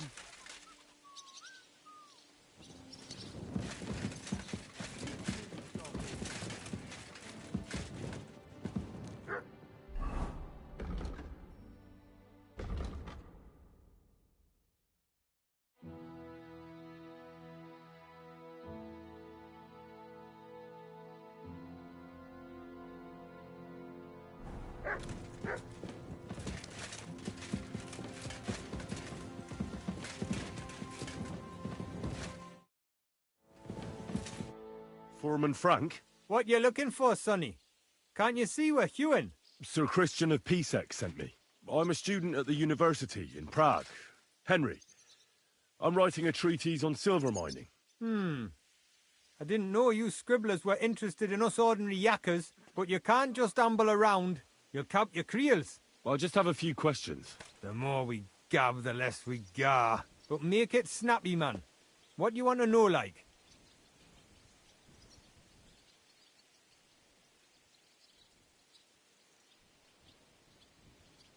What is the work of a miner really about? What's it about? Bugger all, kidder. No great shakes. We gans through the roads, Bella. Hewing off from rock in the dark and breathing in the stithe.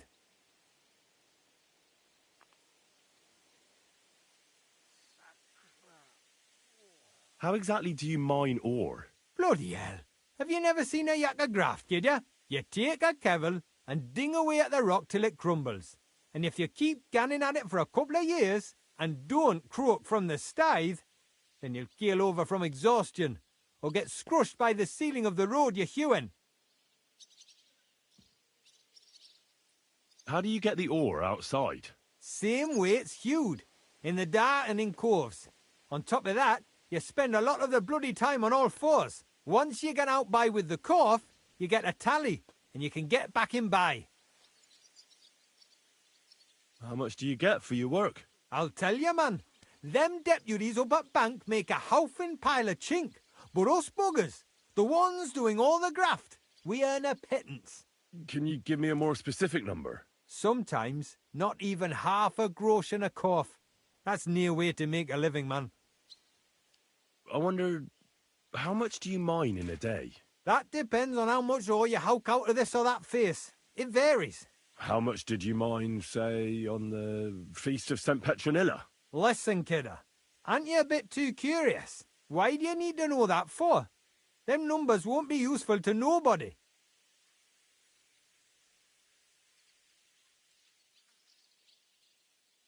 I really need to know it for my work. My treatise won't be complete without it. Est rerum omnium magister usus. Experience is the best teacher. And you have that experience. Aye, well, a clever head but a gawk-handed, eh? All right, I'll tell you. It was a good gar on the Feast of St. Petronilla. Our yakkers hewed 36 corves. Thanks. Nah, thank ye. Now leave us to hew, Mara. We've got a lot of graft ahead of us. Take care for now.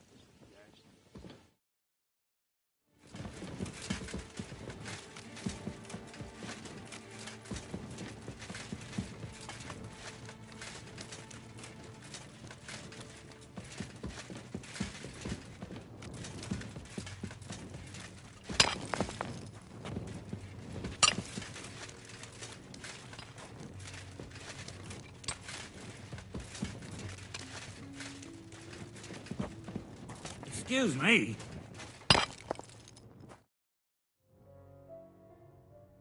Where can I find your foreman, Paul? What you doing here, kidder? Who let you in by? I've got a letter of safe conduct from Christian of Pisek. I'm a student from Prague. I'm trying to get to know the miner's life from up close and write a thesis on it. Right? A thesis? Well, I'll be damned. I just need to ask your foreman a few things. What Gaffer's gone doing there to pray? Don't know if he'll be up for talking, but...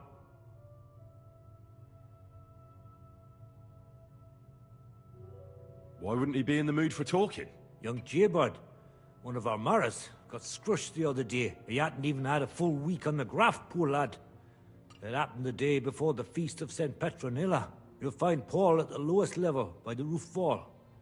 He's praying for the salvation of his soul. You'll hear the wind howling and the adit down there. It can be heard as far as that cursed wood. I hear it's haunted. Don't fret, but St. Barbara will look out for you. I'll be with you, sir.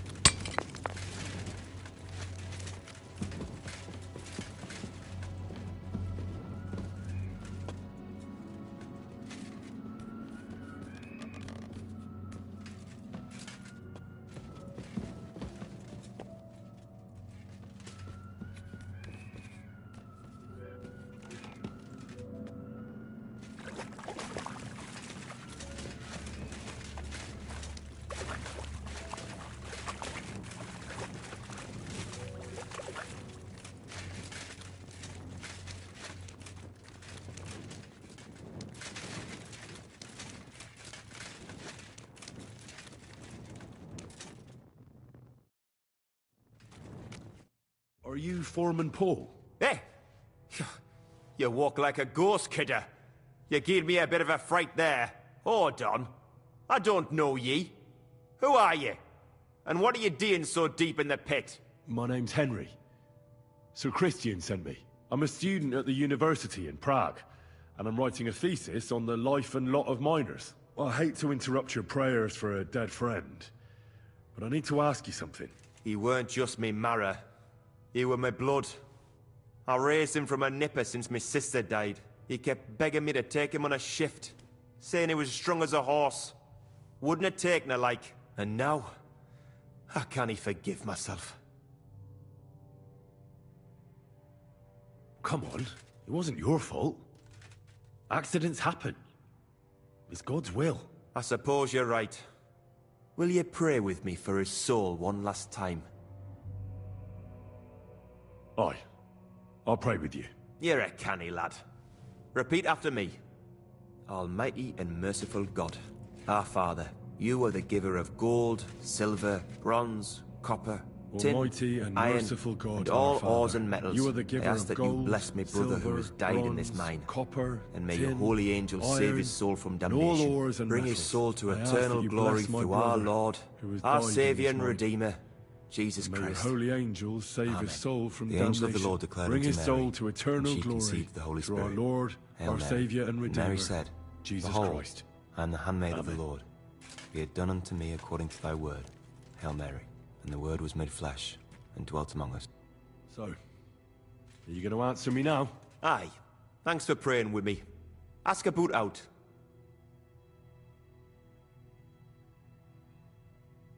What is the work of a miner about? What it's about? It's about you in the face and hauling the ore to the bank in coves. Over and over again. Proper graft, that. Can be real dodgy, mind. Might even do you in. Are deaths in the mine common? Aye. But every death in the shaft is a waste. Whether it's in a crumple or black damp.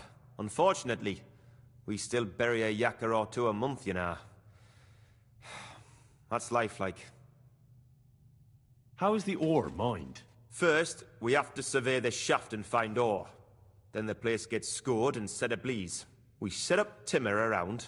The hewers take their tools and start dinging rock and hewing ore. Nothing to it. How much do you make doing this? Depends on how much we hawk. How hard the rock is, how much ore's in it. It's not really worth it, though. Half a grosh and a corf isn't much of a fight. So how many corves did you mine, say, on the Feast of St. Petronilla? That weren't a good day. Nobody was in the mood for ganning on after what happened to Jaybird. But even so, we managed to hawk 30 corves. That's all I need to know.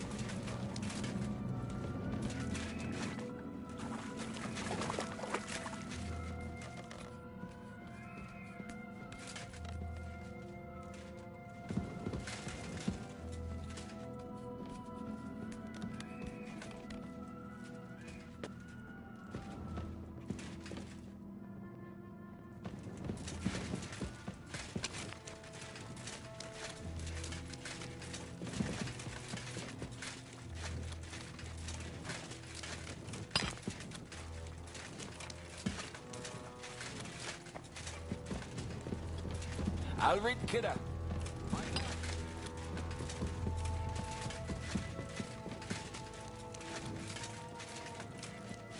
May God give you help.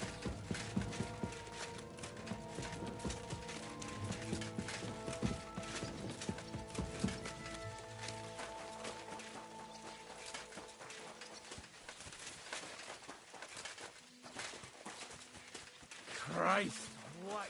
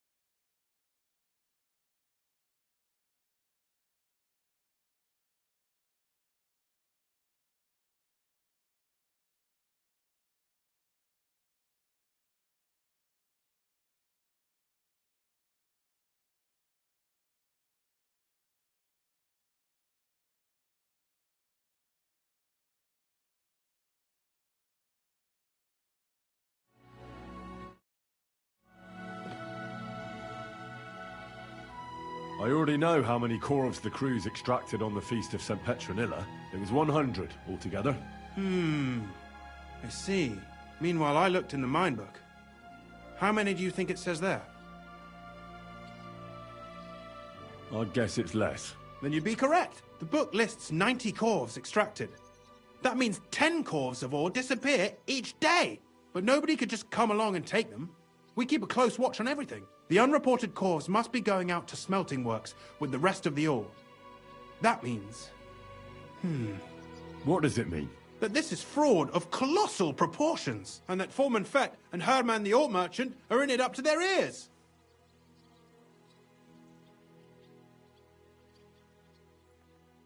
What about Vavak?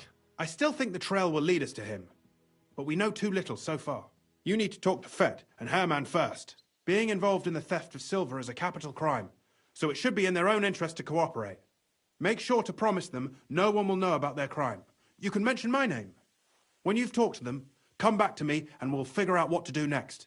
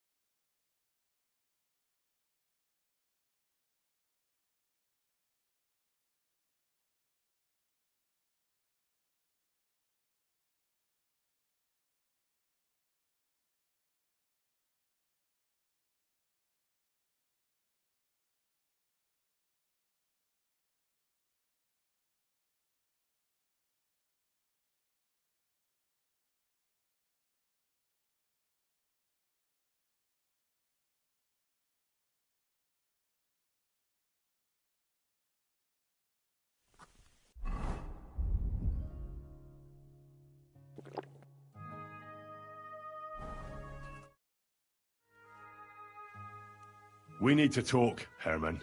Was ist denn los? Sir Christian sent me.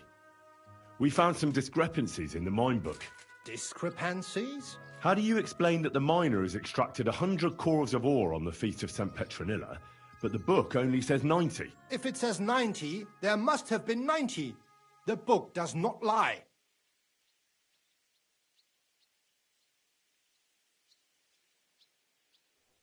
Or someone is writing down false numbers and hiding 10 cores. I do not write anything in the book myself. Foreman Fett counts the corves here. Go and talk to him instead. Don't tell me you don't count them too. You wouldn't pay for more corves than there really were. Do you have any idea how much ore passes through my hands? How am I supposed to remember how many there were ausgerechnet on the Fest of St. Petronilla? Besides, miners can lie and say they extracted more than they did. They like to show off. All 3 crews agreed to report more. I seriously doubt that.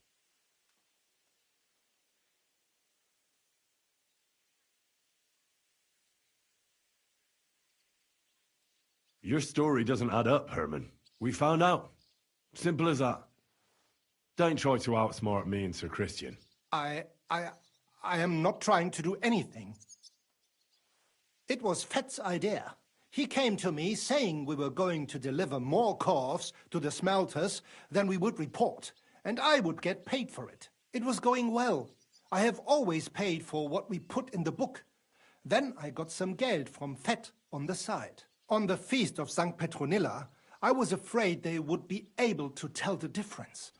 10 corves is 10 corves after all. Nobody at the smelting works cared at all.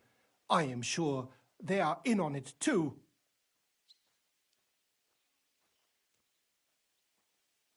How long has this been going on? Several months. Maybe half a year. About since Sigismund arrived. Is Ulrich Vavak behind this? The Mint Master? I have no idea. I am a mere assayer. I have never even met Vavak.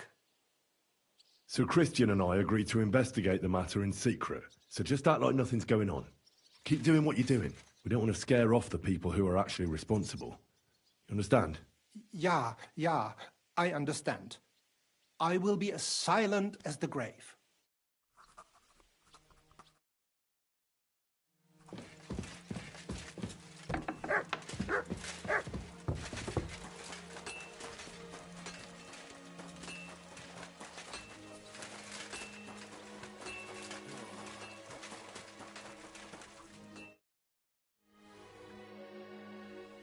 A word, Foreman.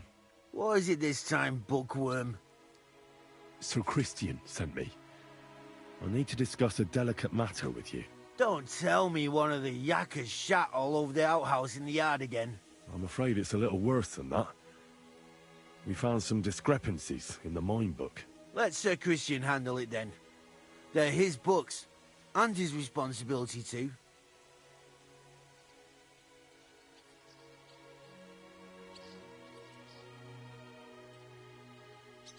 To steal silver from the king is a most serious crime.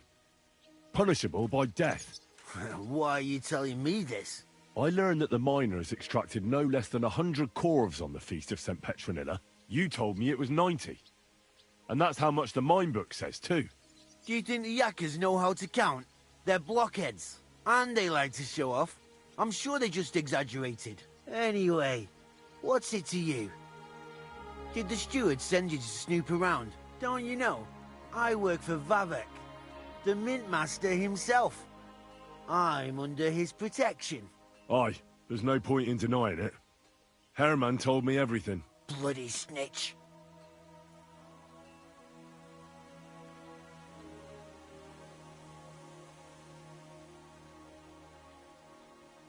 You have nothing to fear. You're under my protection, and nothing will happen to you. I'll deal with anyone who wants to harm you.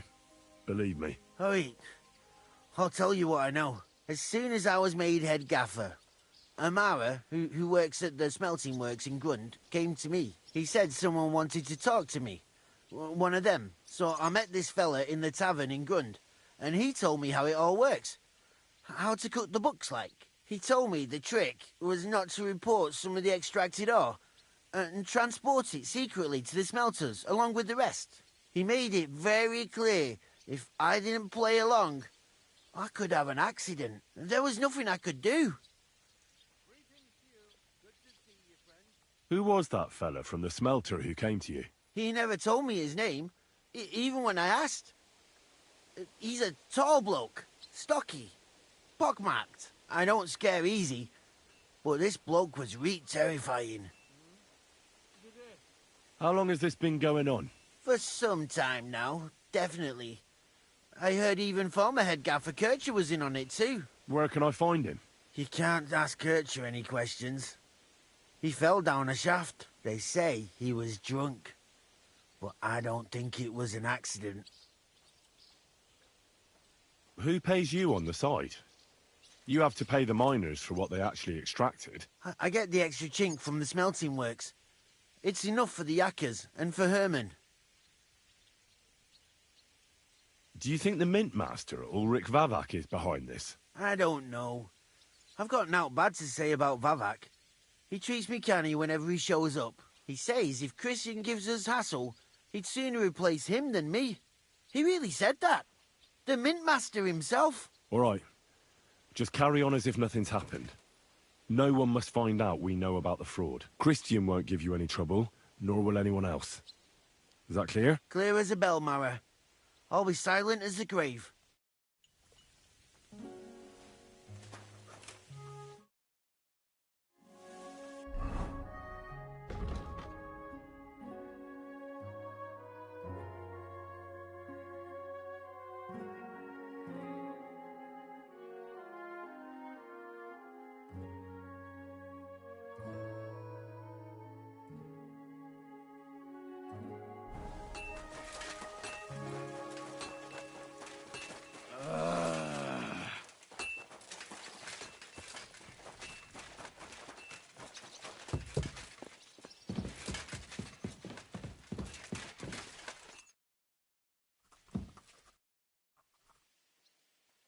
I talked to Fett and Herman. And?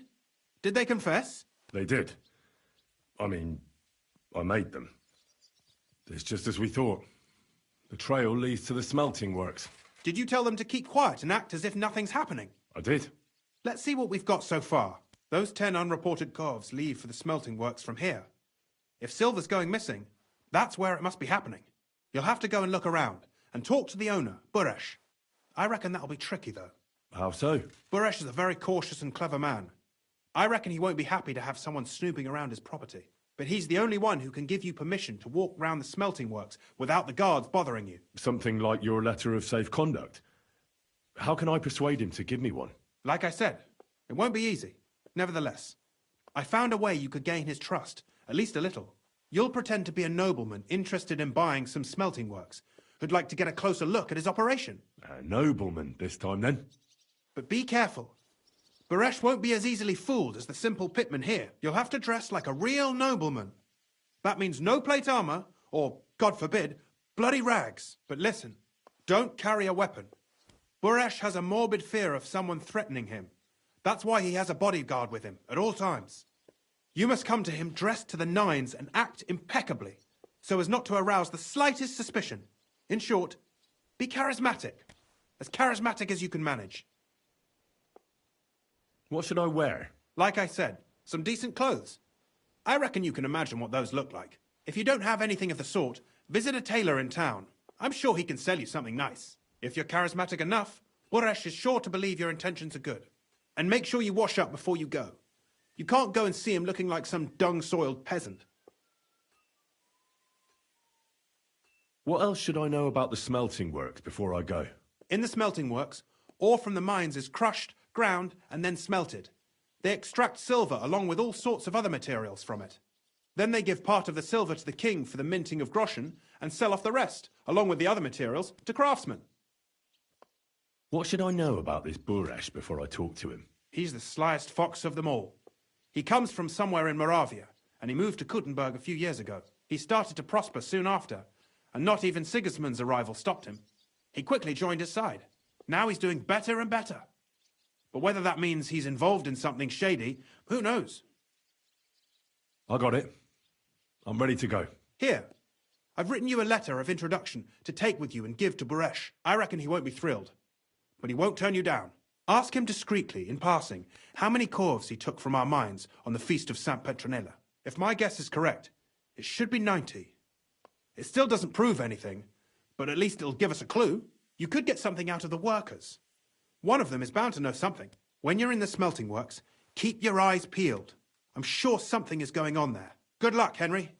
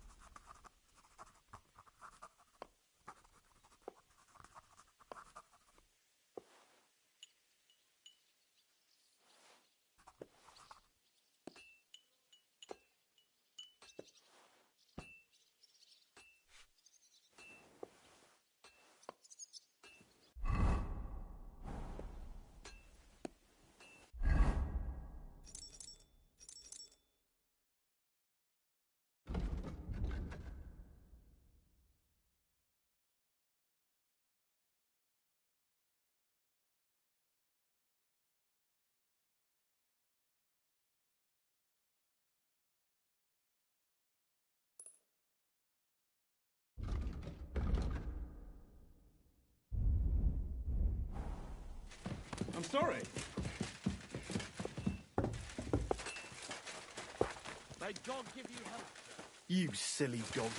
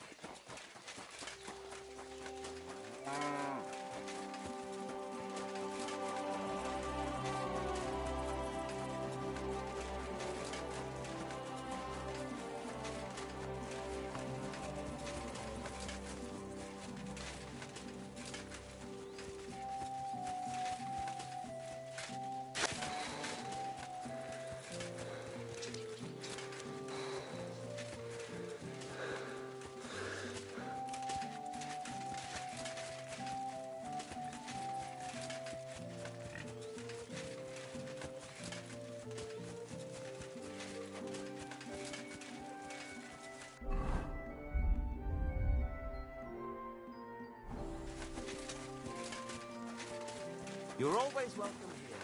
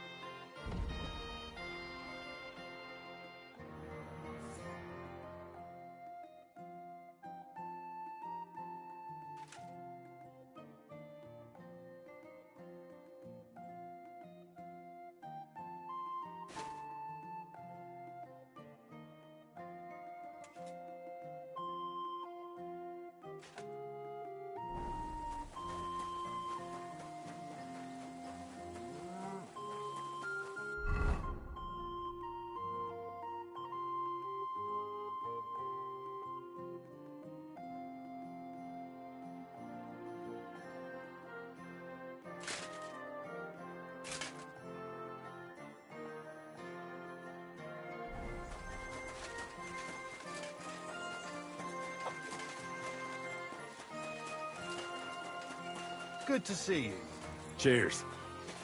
I hope you have an uneventful shift.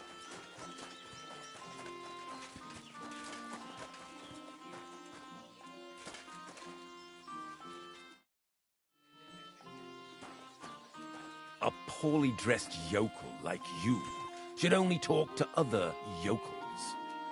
I see some people just can't dress appropriately.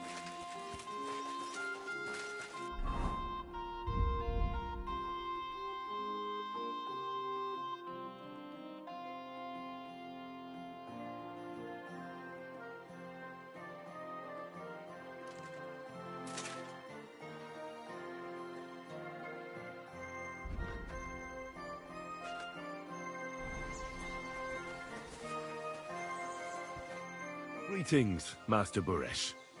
I'm Henry of Scallis. Nice clothes. You've got good taste. Thank you, Goodman. Likewise, Christian of Pisek sent me. I'm supposed to give you this letter with his testimonial. Skalitz, you say? That's where the royal mines are. Am I right? You are. Unfortunately, the mining is... since King Sigismund's attack. That truly is unfortunate. Christian writes that your family is interested in running a smelter. But I'm not selling any.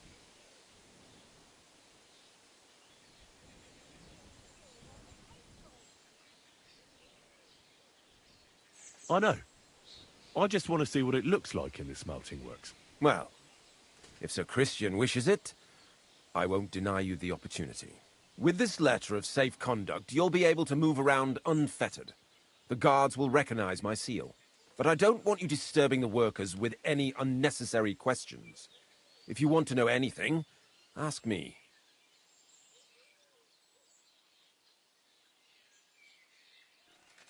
Can you tell me what happened with the mined ore in the smelting works? We weigh in the delivered ore and crush it so that it can be sorted for roasting.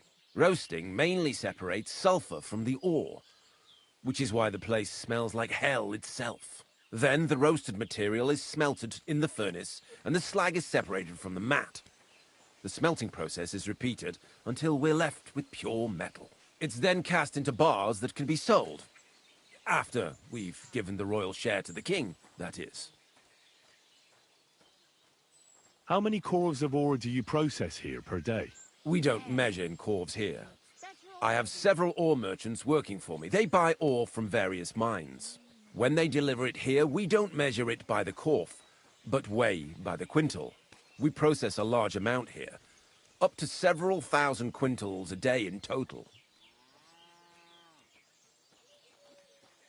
How much silver does that make? That, of course, depends on the quality of the ore we process that day. 20 quintals of ore usually yield about a pound of raw silver.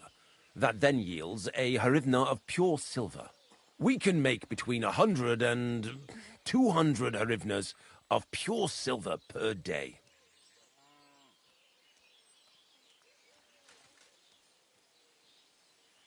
How many corves were delivered from Horshan, say, on the Feast of St. Petronilla? Why from Horsham, of all places?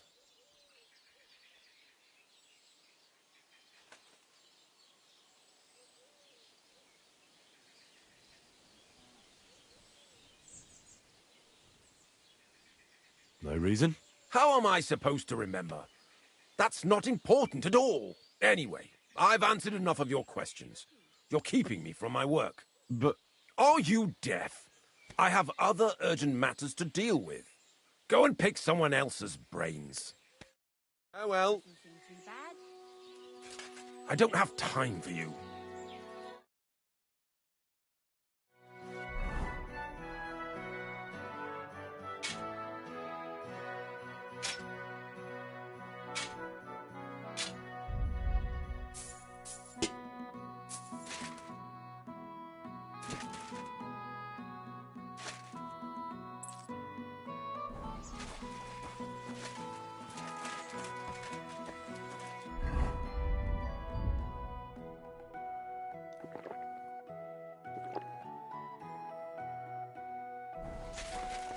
Here you go. Take it.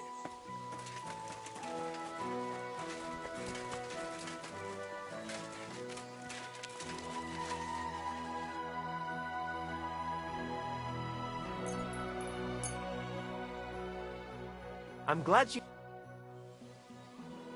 What's new around? Nothing much, really. If you're looking for a...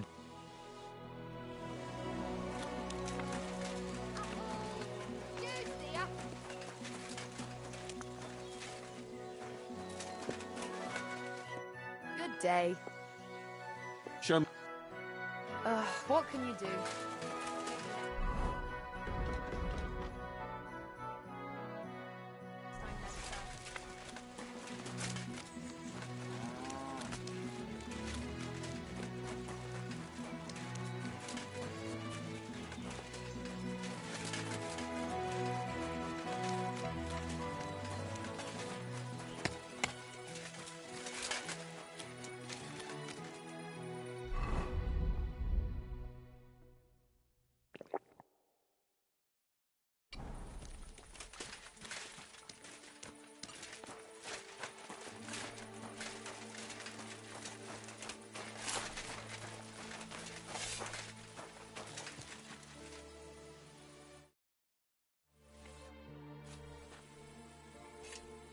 What does your job actually entail? You mean smelting? Well, in this crusher, we crush the ore brought from the mound and chuck it in the furnace. Then we shovel charcoal in, till the stone gets proper roasting and leaks all the metal that was hidden inside. We do that over and over in other furnaces, till we get pure silver out of the ore. How do you like working in the smelter? I can't complain at all, sir. We get a nice pile of chink from the yield and we are dry and warm. What can you tell me about Master Buresh? I cannot complain about him, sir. He's an honest bloke and he pays us well. From what I've heard from the other smelters, it's a lot worse elsewhere, like.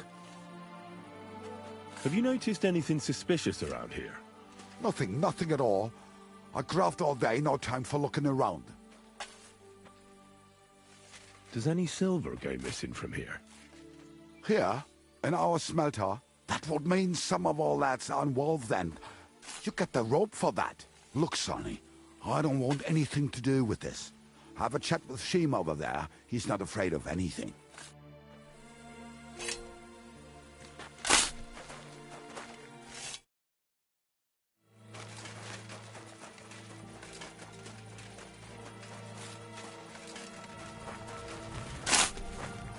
All the delivered ore is here in one place. Nothing suspicious. It looks like it must be pure silver that's going missing. All the delivered ore is here in one place.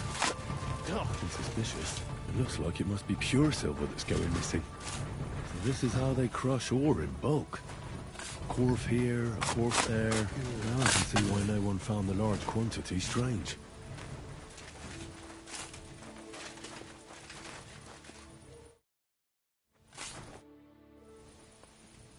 Are you the fella they call Shima? You have no business being here. What do you want? I'm told you know something about the silver that keeps going missing from the smelters. Me? I don't know what you were told. Meet me outside in a while.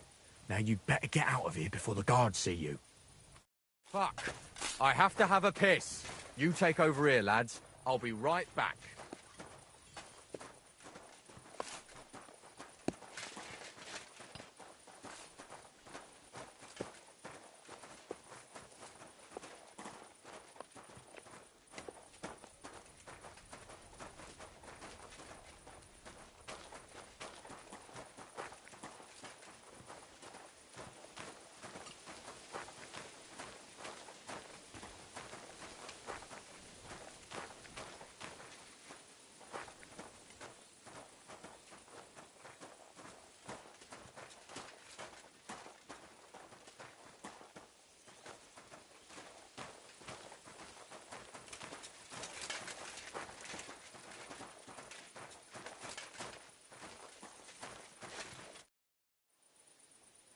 Well, can you talk now? Who are you, fella?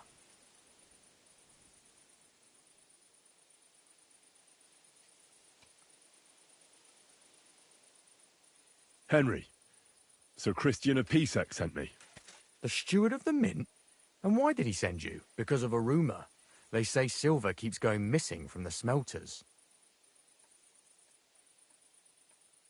The silver must be going missing from here. I've been tracking it all the way from the mines. From the mines? So Sir Christian really has some suspicions, doesn't he? Why should I talk to you about such things? How can I know it's not a trap?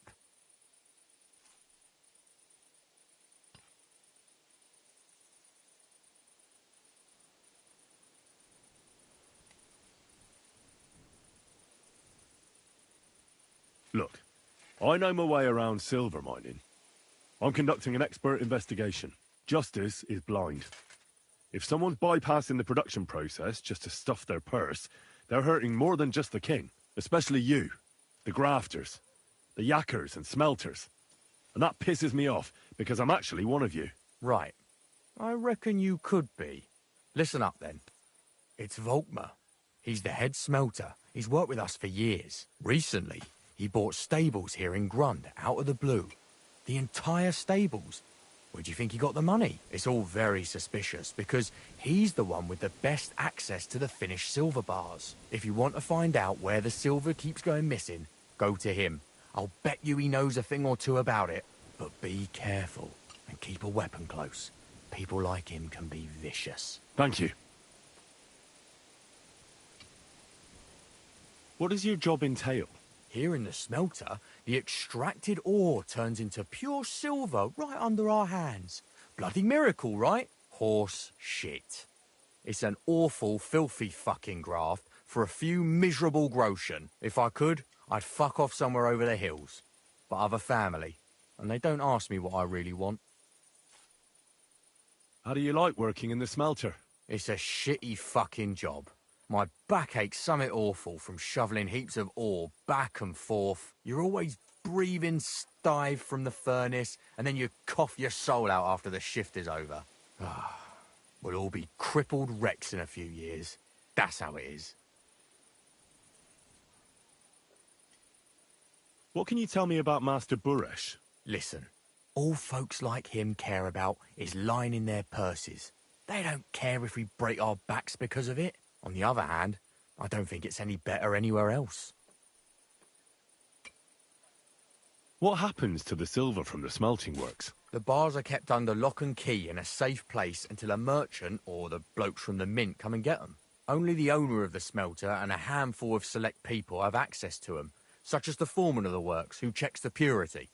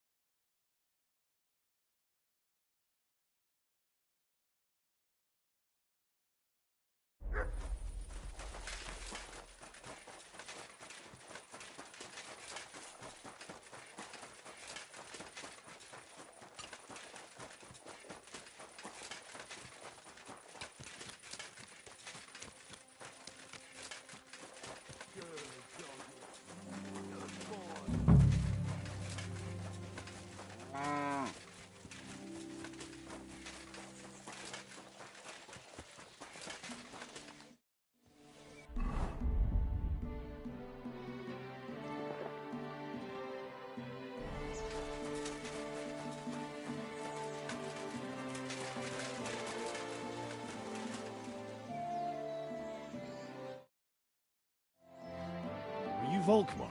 I'm not. Horseshit. I know these stables are yours. You must be the snoop who's sticking his nose in everything. I beg your pardon? Well, well, well.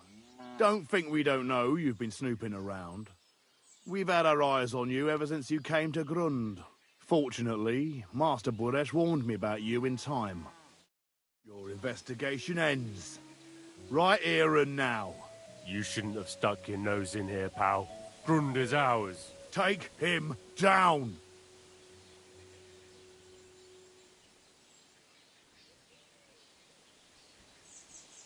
Have you gone insane? You want to attack a nobleman? I suppose you have no idea who's behind me. You won't avoid punishment. You're really a nobleman? But that's... Oi! Where are you cowards running to? I'll get you! Ah! Useless! Ah!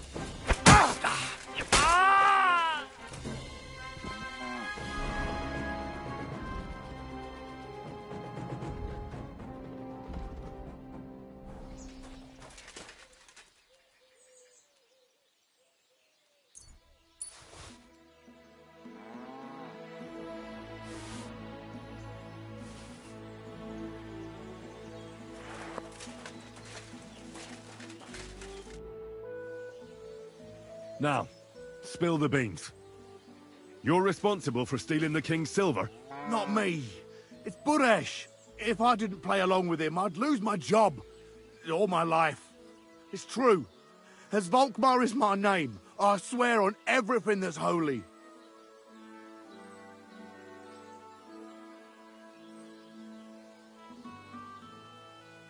Aren't you ashamed to steal from the king?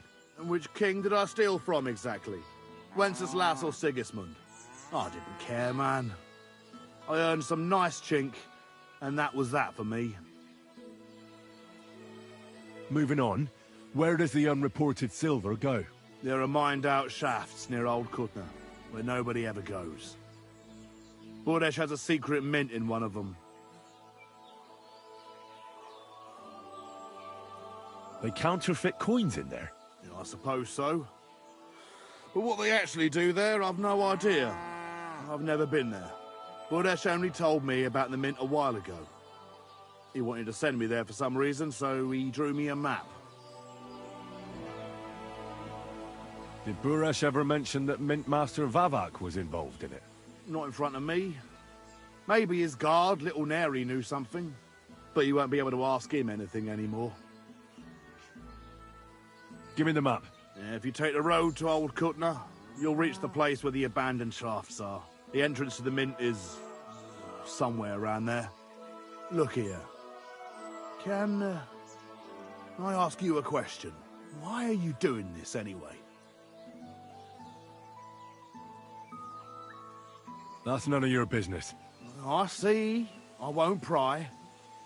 Now you have the map, and since I told you everything, will you let me go?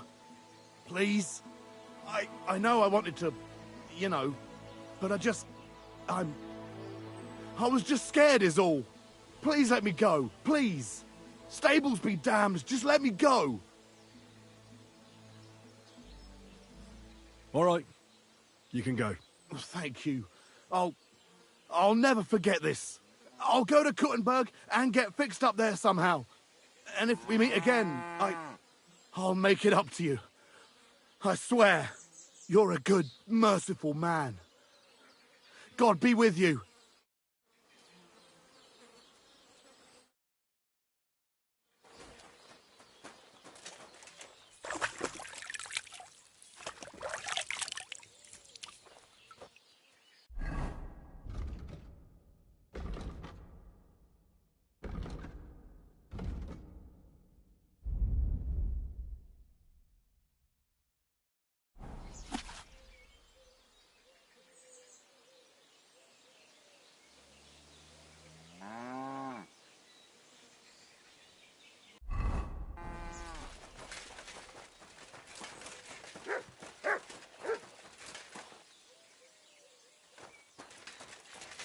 Here, Mutt.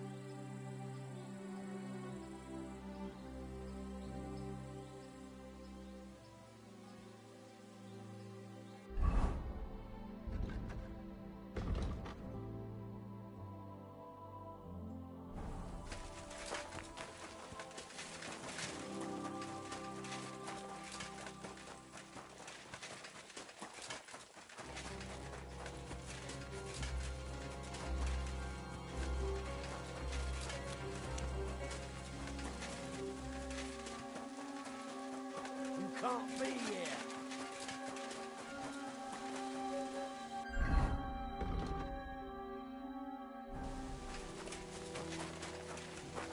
Come on now. You've no business here. Out.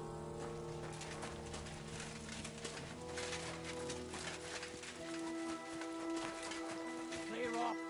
You can't destroy me.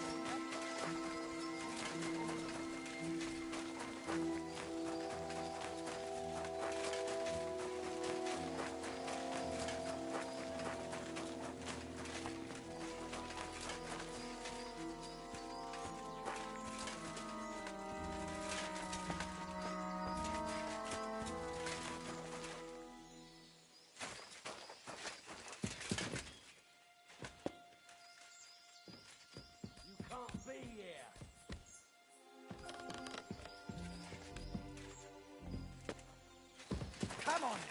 You've no business here. Out.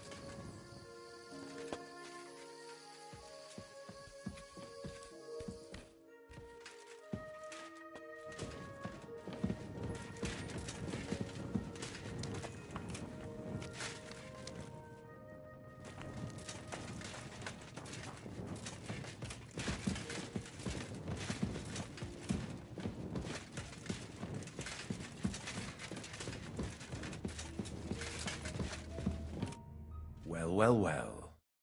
Here, I knew from the start you didn't come to the works for nothing.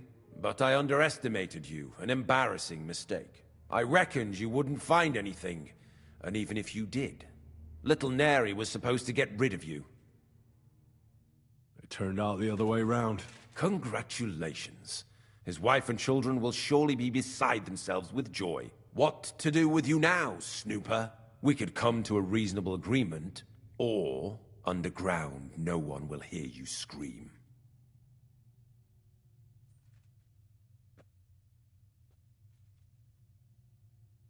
Are you trying to offer me something?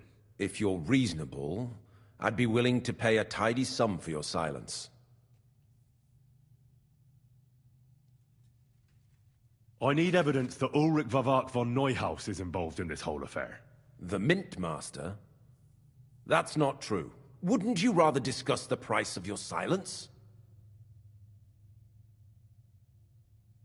You can't buy me, Buresh. That's the wrong answer.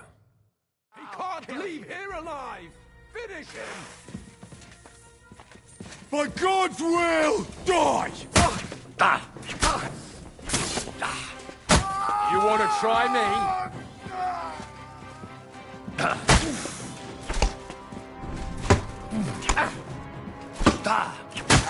Show what you're made of!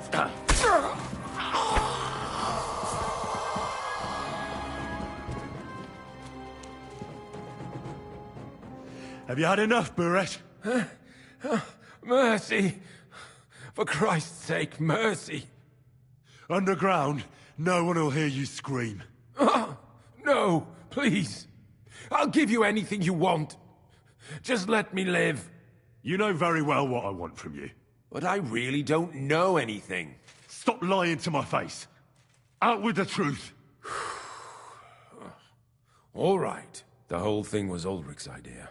As soon as he became Sigismund's Mintmaster, he got cocky and began to abuse his power. He grabbed anything he could get his hands on, took away mining rights from anyone who opposed him. Anyone who wanted to keep his station had to pay him a hefty fee. But that still wasn't enough for him. So he came to me one day with the idea that some of the royal silver might not reach the king at all. Why did he come to you? The citizens of Kuttenberg didn't like some blow-in turning up to replace Peter of Pisek, and they were even less happy when he started giving them trouble. He'd have a job finding any allies among them. I'm a stranger here too. I've never had it easy here either. Think what you will, but I like Vavag better than all them Rutards, Piseks, and the other stuck-up mine-owning lords. So you agreed to help him? Did I have any other choice? He'd destroy me and find someone else to run the smelting works. I hate to say it, but he knew who to come to. Wasn't he afraid of Sigismund? Sigismund came here for the silver.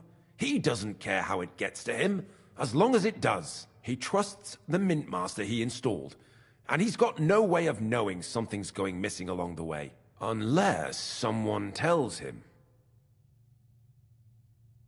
What was his plan? Surprisingly simple.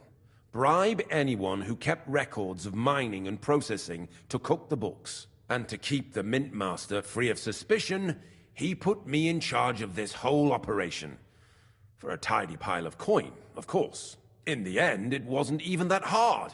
No one had the slightest problem with earning something on the side of the king's expense. And when somebody got cold feet, we took care of him. What are you doing with the stolen silver? Stolen? Such an ugly word. I prefer diverted. Undisclosed. Whatever. What do you do with it? It's used to mint groschen. Genuine groschen. Genuine? I don't get it. It's simple, really. Our coiners work with genuine coin dies. We're producing beautiful, new, and especially clean groschen. No one can tell they're not from the Italian court. About the evidence? Yes? I need some proof in my hands. Something that proves Vavak's involvement in the scheme beyond any doubt. And I can count on you to make sure my name is never mentioned? Will you give me your word? You have my word. I won't blackmail you. I'm glad to hear that. Here's the key to the chest. You'll find everything you need there. It's behind that door, in the coiner's room.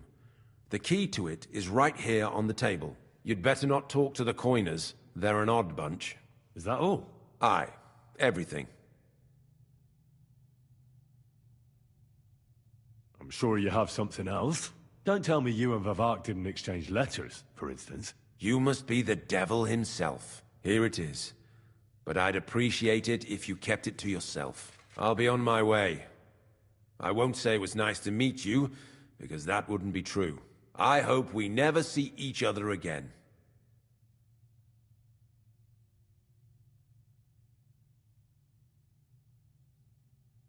Likewise.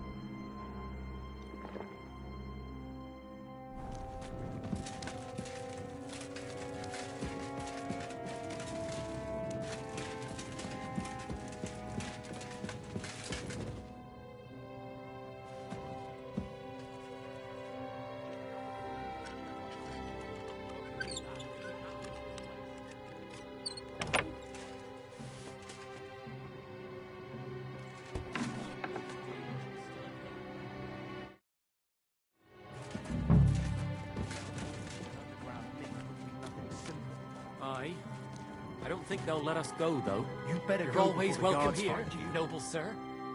I'm here to help you. What are you doing here? Get out of here. If the guards catch you, there'll be trouble. You don't have to worry about the guards. I took care of them. What about Master Buresh? He was here with them just a while ago. I talked to Buresh. I reckon he'll be on his way now. Heading somewhere far, far away. What? I came to get evidence against Mint Master of Vavak. Where can I find it? There are some books in that chest over there, but it's locked. And only Master Buresh has the keys. Leave that to me. I still need the genuine coin die from you. It's another piece of evidence. Everything we do here is clean. Completely.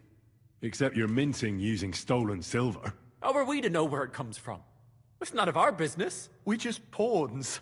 We're not hurting anybody. Nobody's saying any different. Like I said, I'm here to free you. The guards are dead. You're free to leave. Hang on. That's...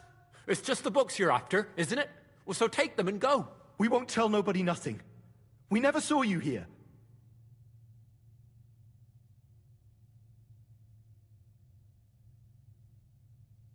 Why don't you want to leave? We're just supposed to stay here. And we're told not to go far. The Mint Master would be angry.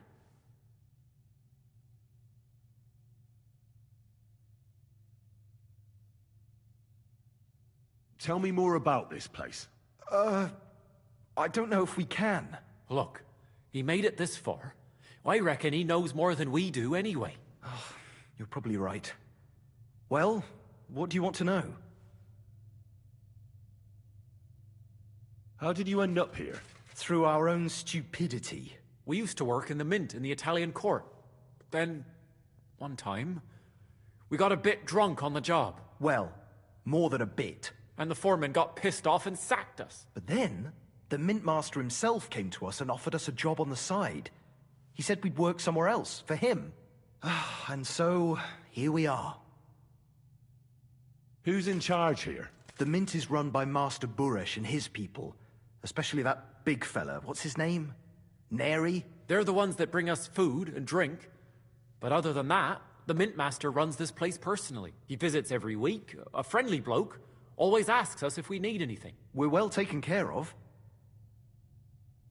Why are they keeping you here? Well, it's not that we can't leave exactly. It's just discouraged. It was pretty dangerous around here, what with the bandits and the like. Don't you miss the world above? Sunshine, daylight, not really. Come to think of it, we've got everything we need down here. They even brought some wenches here for us once. But I'm not really into that, anyway. We've got plenty of food and drink, and good drink at that. And coin. When they let us go, we'll be rolling in it.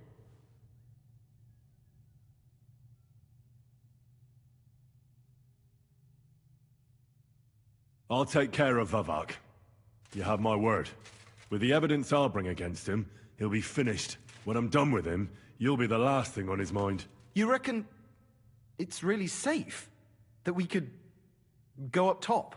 I'm sure of it. So, if he says the guards are gone... Then we could... What do you think? I don't know. I can't believe it. Me neither. We're really... Free! We're free! Free!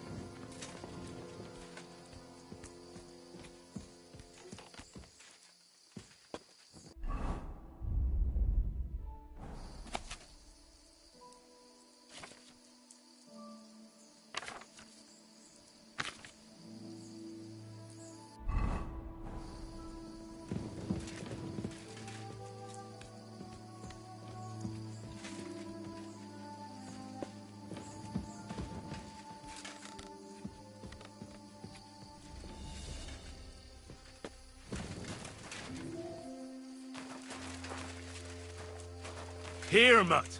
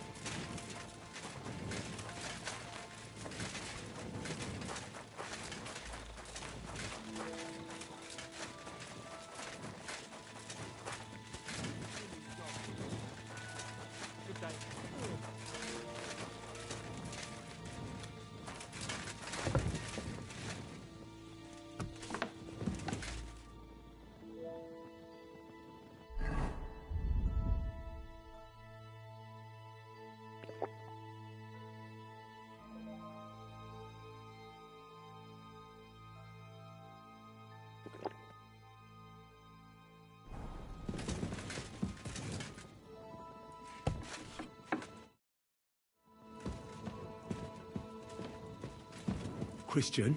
Damn it! Let me sleep. Come back in the morning. Oh, let me sleep. Christian?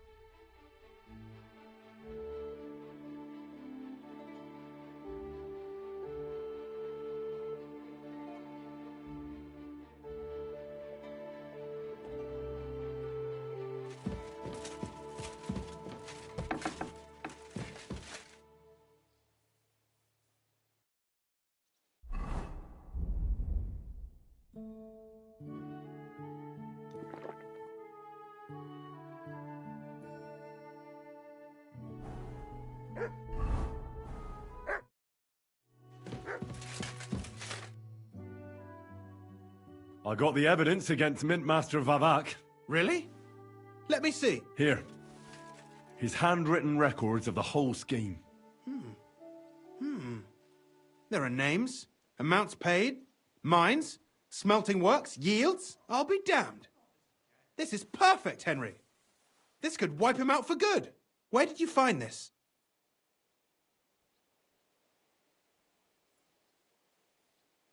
Vavak had a secret mint where coins were minted from the silver they stole. That's where he kept the books. He obviously had it all worked out to the last detail. Remarkable. Did you have any trouble getting it?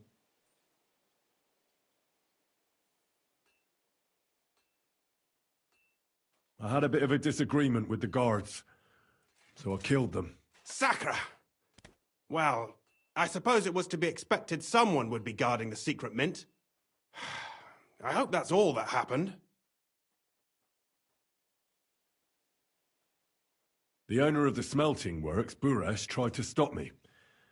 Luckily, he was reasonable, and we made a deal. What deal? I let him go in exchange for him telling me everything. I understand. He's clever enough to know when he's walking on thin ice. Be it as it may, I'll get in touch with Buresh and have a talk with him. There's one more thing. Was there anyone else in that mint? There were some coiners being held prisoner. Jesus Christ! Held prisoner! Vavak locked them up there to work for him. My God! He really is an unscrupulous monster. Did you let them out? I did, but it took some persuading. They were afraid. Thank God for that. When you talked to them, did you see a coin die anywhere? They gave it to me quite willingly. I'm curious. Let me see. Here. What the? It's genuine! That means all the groschen minted from the silver stolen by Vavak are absolutely clean. In any case, we uncovered something big, Henry. But I'm afraid no matter what Master Buresh told you at the mint, no one will believe us. Luckily, I've got this. A letter from Vavak to Master Buresh. He actually gave it to me willingly, for letting him go. This really is the last piece of the mosaic. But be that as it may, we know enough. I've been thinking it all over while you were gone. The scheme Master Ulrich Vavak von Neuhaus has been running under our nose is incredibly insolent. But it's also one of the cleverest fraudulent schemes I've ever heard of. With those books in Rittard's hands, Vivart won't remain long in his post, and it's now pretty clear who will replace him. And a side income like that could prove useful to many people, if you take my meaning.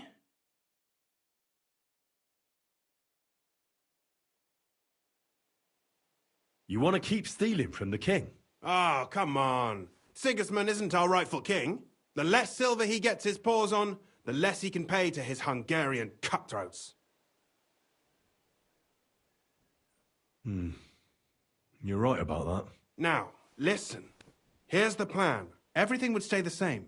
Entering false figures in the books, processing the ore in the works, a secret mint, only there would be a change in management. I'll have to find replacements for Fett and Hammond in the mines. But that shouldn't be difficult. A miner jumps at coin like a dog at a bone. What happened to Herman and Fett? Not long after you left, Herman disappeared. They saw him on the road to Grunt, and they found Fett on the spoil tip with a broken neck. You think it's related? Who knows? Maybe Herman told someone you were snooping around and that Fett talked. Things like that can get you killed. Shit. They're both gone, and now I have to deal with it. I'll have to arrange a deal with Master Burash. But knowing him, he won't be opposed to a reasonable agreement. And I'll take care of the coiners myself. Nothing really changes for you. You can blackmail Vivak all you want, but keep your tongue tied about the whole scheme. I've got a little something here for you, as a bonus. And I'll give you something extra for the genuine coin die. All you have to do is nod.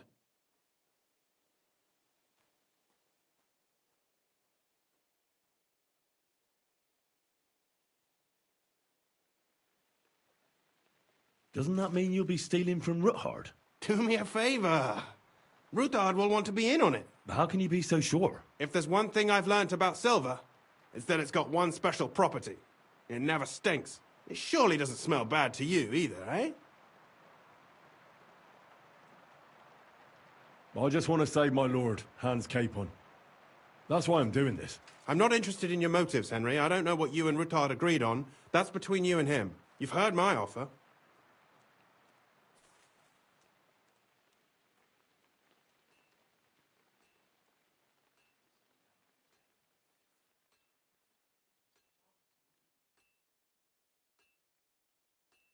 I'm no thief. This isn't theft, Henry. It's business. A mutually beneficial arrangement that will also help the Lord's efforts to stand up to Sigismund. You understand that, right? All right. I'll keep my mouth shut. Excellent. You won't regret it, but don't forget. You can blackmail Vivak with the evidence all you want, but leave the Path of Silver to me.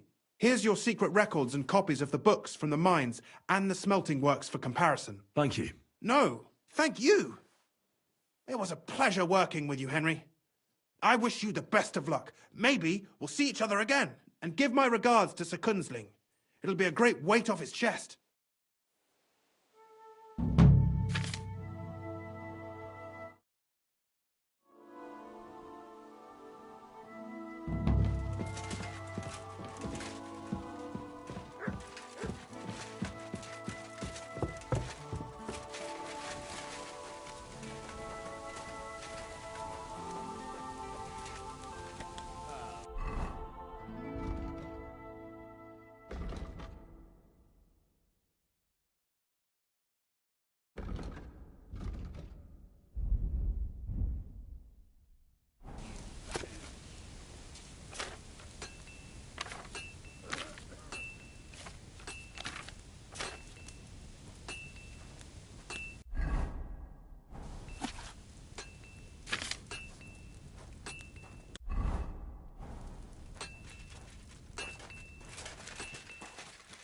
Here you go. Take it.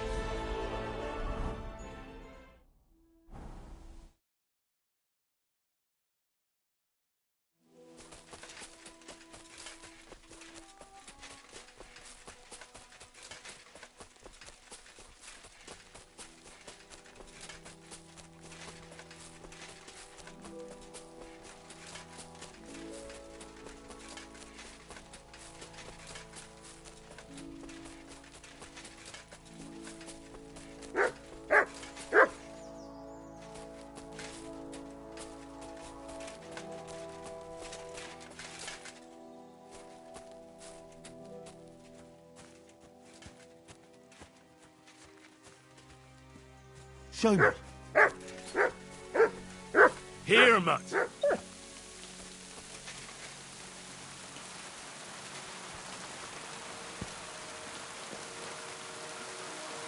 Our Father, who art in heaven, hallowed be thy name. Thy kingdom come, thy will be done, on earth as it is in heaven. Give us this day our daily bread, and forgive us our trespasses, as we forgive those who trespass against us. And lead us not into temptation, but deliver us from evil. Amen. Hail Mary, full of grace, the Lord is with thee. Blessed art thou among women, and blessed is the fruit of thy womb, Jesus. Holy Mary, Mother of God, pray for us sinners now and in the hour of our death. Amen.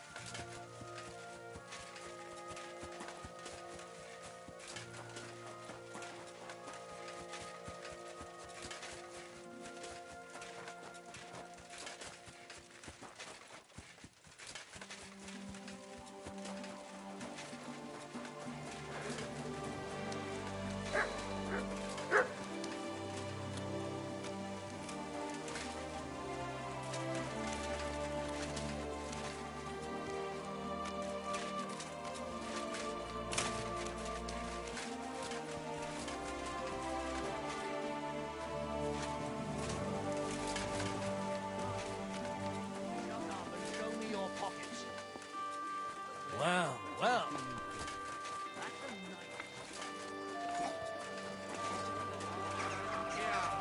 It's time you all heard the truth.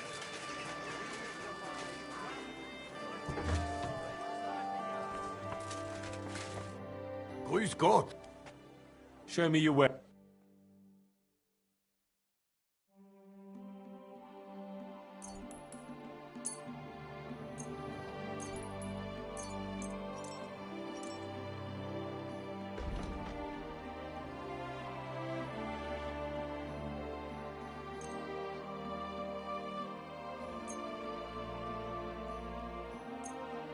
Danke. Das war ein gutes Geschäft.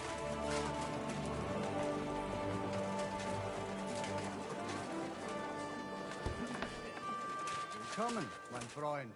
Ich bin gleich bei dir. Was brauchst du? How can I help? Show me you. Wie schade, mein Herr.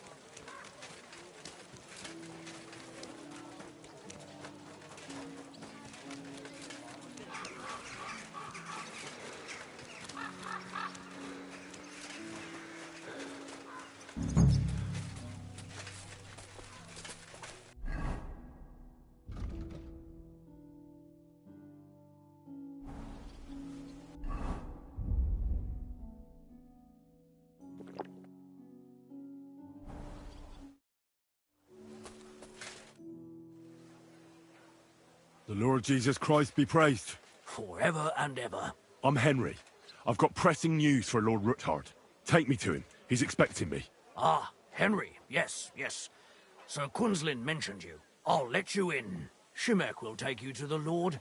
I hope you'll find the time to listen to what you have for him. You're not the first to come to him today, see? Well, we're here, but you'll have to wait a while. As you can see, Lord Ruthard has an important visitor, and it seems they haven't finished yet. I understand. And what now, Martin? Did you speak to Jerome Naz? Will he support us? He won't. He lent a lot of coin to Sigismund, and now he's stuck with him. Sakra. He's scared.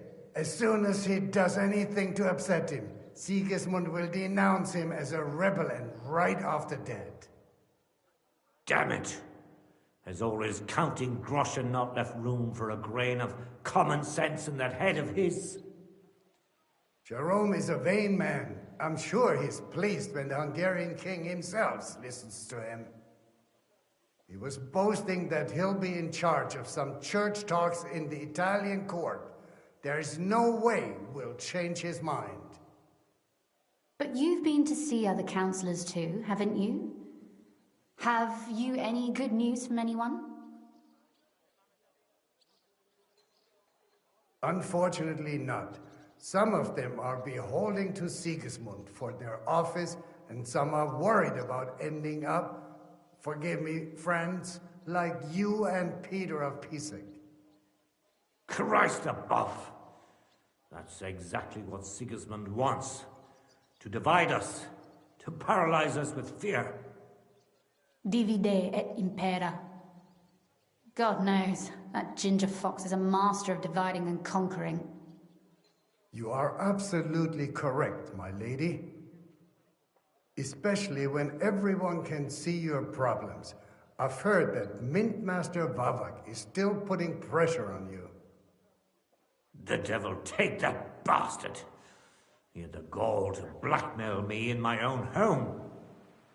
Gentlemen, and my lady, sorry to interrupt, but I have some new tidings about our Mint Master. I've heard about his crimes against the Crown, and it's no trivial pilfering. Are you sure the accusations are true? I've got proof of everything. Ha! God bless you, lad. Finally, some good news. It seems that this young man came to brighten my day. Who do I have the honor of addressing? Martin, this is Henry, our ally from Liechtenstein. Henry, this is Sir Martin Odorin, Lord of Rabosh, a loyal supporter of King Wenceslas, as no doubt you've already deduced.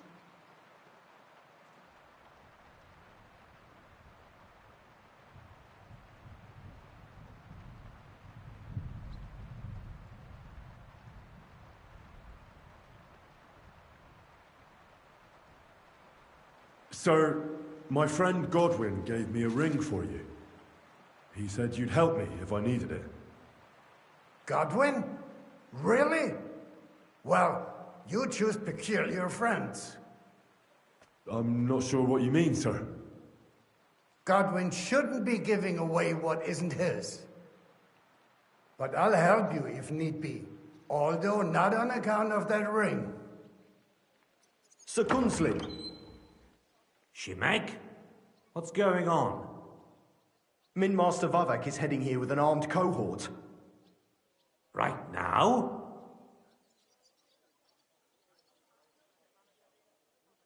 So be it. This matter must be brought to an end. Shimek, place a gunner on the upper floor and a crossbowman on the stairs. Then gather whoever you can find and join us in the yard. Certainly, right away, sir. Henry, we're counting mainly on you. I hope your findings are worth 12 armed men. 100 at least, sir. You'll see. I'll help you into your armor, Papa. But quickly, and then go to your chambers and lock yourself in. What? I'm going with you. No. So go to your room, take your precious crossbow, and if things turn out badly, shoot any of Vavak's whoresons who stick their noses through the door. If something were to happen to me, you're the next in line in our family. Don't forget that. I love you, Papa. God Almighty, hold your protective hand above us. Greetings, Sir Ruthard. Your gate was open, so I took the opportunity for a little visit. No gate is closed to you, is it? The gates of hell are especially looking forward to your visit. But you're more than well aware of that, eh? Since you don't dare leave home without a horde of men-at-arms. My men aren't here to protect me, but to enable me to keep order when needed. And today, I got the feeling that order is just what's needed. Or do you disagree, sir? Weigh your words, sir. One might take them as threats. And be assured, we're very well prepared today for anyone who might threaten us. Threat? A warning, more like. A friendly warning from the Royal Mint Master. Lord Ruthard, I'm offering you one last chance to surrender your mining rights to me. If we agree, neither you nor your family will have anything to fear. If not, the king will hear of the serpent you nurse in your bosom. And this time, you'll lose not only your fortress, but also your honor and status. Enough! Do you think you can insult me in my own home? Do you imagine you could do as you please, just because you have Sigismund's favor? That can easily change when the king learns of the serpent you are nursing in your bosom, to cite your own words. Sir, only, considering what I know, you might lose a little more than your honor. Like your head, for what it's worth. How dare you? Henry, kindly inform the Royal Mint Master what is being said about him.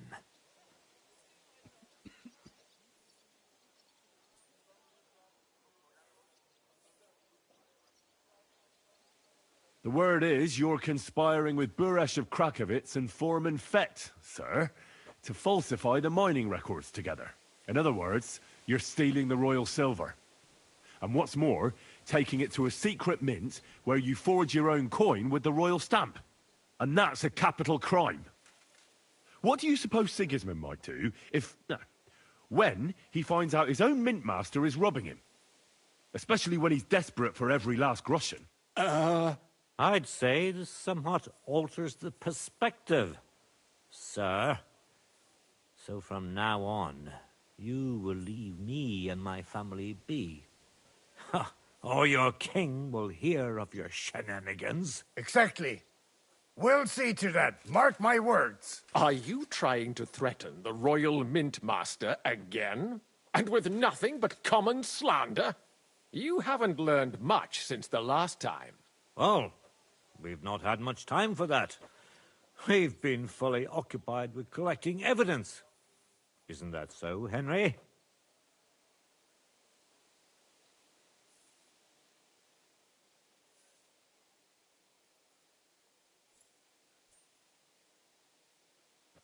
I've got your account ledgers here with me. The real ones, from Burresh, that prove how you carried out this entire fraud. They make quite interesting reading. Wait. So, if I understand correctly, the only thing you have to prove your blatant lies are books that you have on you right here? Of course not. Do you think we're completely stupid? We've got copies here. The original books are safely stashed away under lock and key. That's right. You're finished, Hermes Trismegistos. So, do you want to chance your luck, or come to an agreement? Captain! Sir! This matter is an internal affair of the Crown and my office. I'll resolve it here with these gentlemen in private. Are you sure, sir? Yes, damn it! Do what I say! Wait for me by the gate. Let us step inside. Let's give the Mint Master the privacy he requests. Gentlemen, I expect you'll keep this entire matter to yourselves, and I expect you'll be wanting something in return. The executioner's far from here, so I'll be standing in for him today. God knows what kind of man you are. May God have mercy on my soul. What? You can't just cut down the Royal Mint Master. Wait! We got off on the wrong foot. I'll give you the wrong foot. Right up your ass. You're right. I underestimated you. I made a mistake. You certainly did, sir. A big mistake. The only question is, how much your mistake is going to cost you. Don't do anything rash, Kunslin. I understand you're angry, but he could come in useful. That's true. Intelligent people can always reach an agreement that benefits everyone, and... You're right. I'm more than angry. Swear you leave me and my family in peace, and our mining rights will remain untouched. You have my word. I swear it. Good. You know what awaits you otherwise. If Martin believes you can be of use to us, I'll leave it to him. I'm not in the mood for this. Right. You said intelligent people can come to an agreement. So let's see. We need to know what Sigismund's planning. Spy on the king? You can't ask that of me. It doesn't sound like you want to come to an agreement. You can't. We can, and we will. This is nothing compared to the punishment you're facing for what you've done.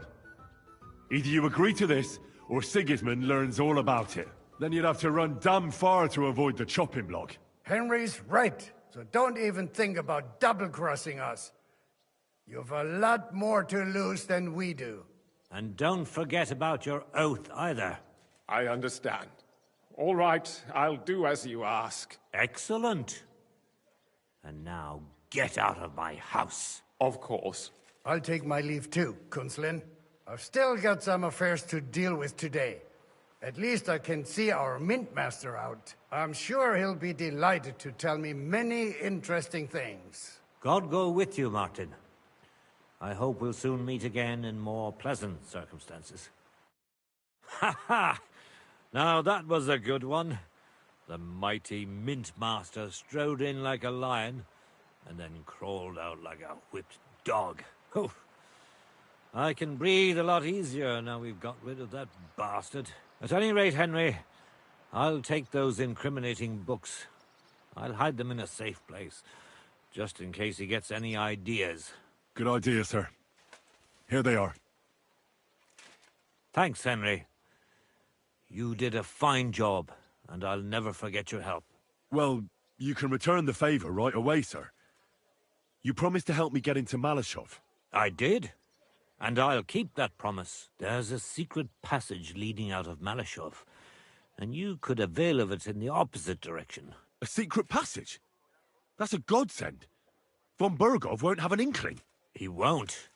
It's well hidden. We didn't even know about it ourselves for a long time. Until Rosa discovered it in the fortress one day. She can best explain to you how to find it. She should be in her room. It's up the stairs. You'll see the door on your left. All right, I'll ask her. Thank you very much, Sir Kunzlin. Don't thank me yet. The worst of it is still ahead of you.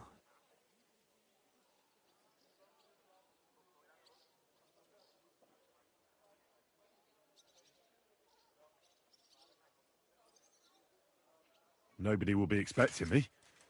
The passageway is an advantage that works on my side. Besides, I've got my spy coat on, which makes me hard to spot.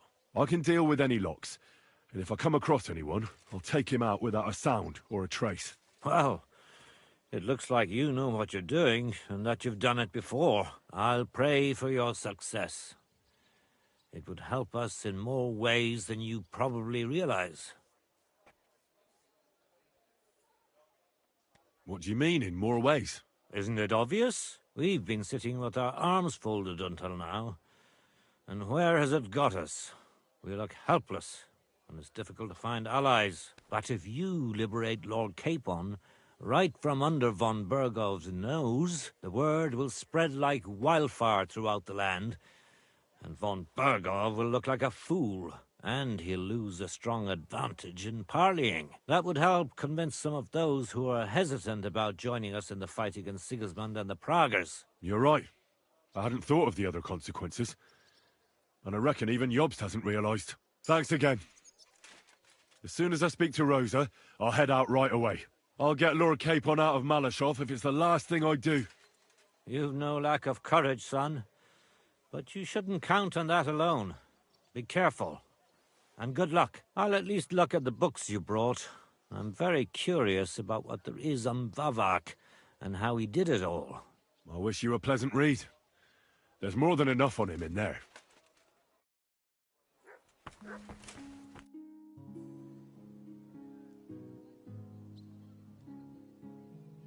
How did you become a knight? I paid for it. When Malashov was vacated, I bought that fortress. Well, first, I negotiated with King Charles for permission. Then it was entered into the land register as my property, and my house became the Knights of Malashov. There were still some legal requirements surrounding it, but I won't bore you with those. But personally, I'm pleased that in the history of our house, it was me who managed to elevate it to the nobility. You can simply buy a title? Just like that? Definitely not just like that. But in a certain manner of speaking, you can, yes. It's not at all such an unusual practice among rich burghers nowadays. In Prague, for example, there used to be the Rokitsan burgher family, and they bought Okorsh. That's a castle 3 times bigger than Malashov. It may also happen that some commoner lends the king a lot of money, and the king doesn't have the coin to pay back the debt. So he resolves it by pledging one of his castles. Nevertheless, the old nobility, such as Vavarak von Hradec, don't like it, and they despise us for it. They see us as upstarts without a proper ancient origin. But I think in a few generations, if I ever marry Rosa off, that is, it won't make any difference anymore. We'll be established among the nobility, and all these injustices will be a thing of the past. I pray that my house will endure, and that my descendants will live to see it. Well, enjoy your well-deserved spurs. May your house endure and prosper.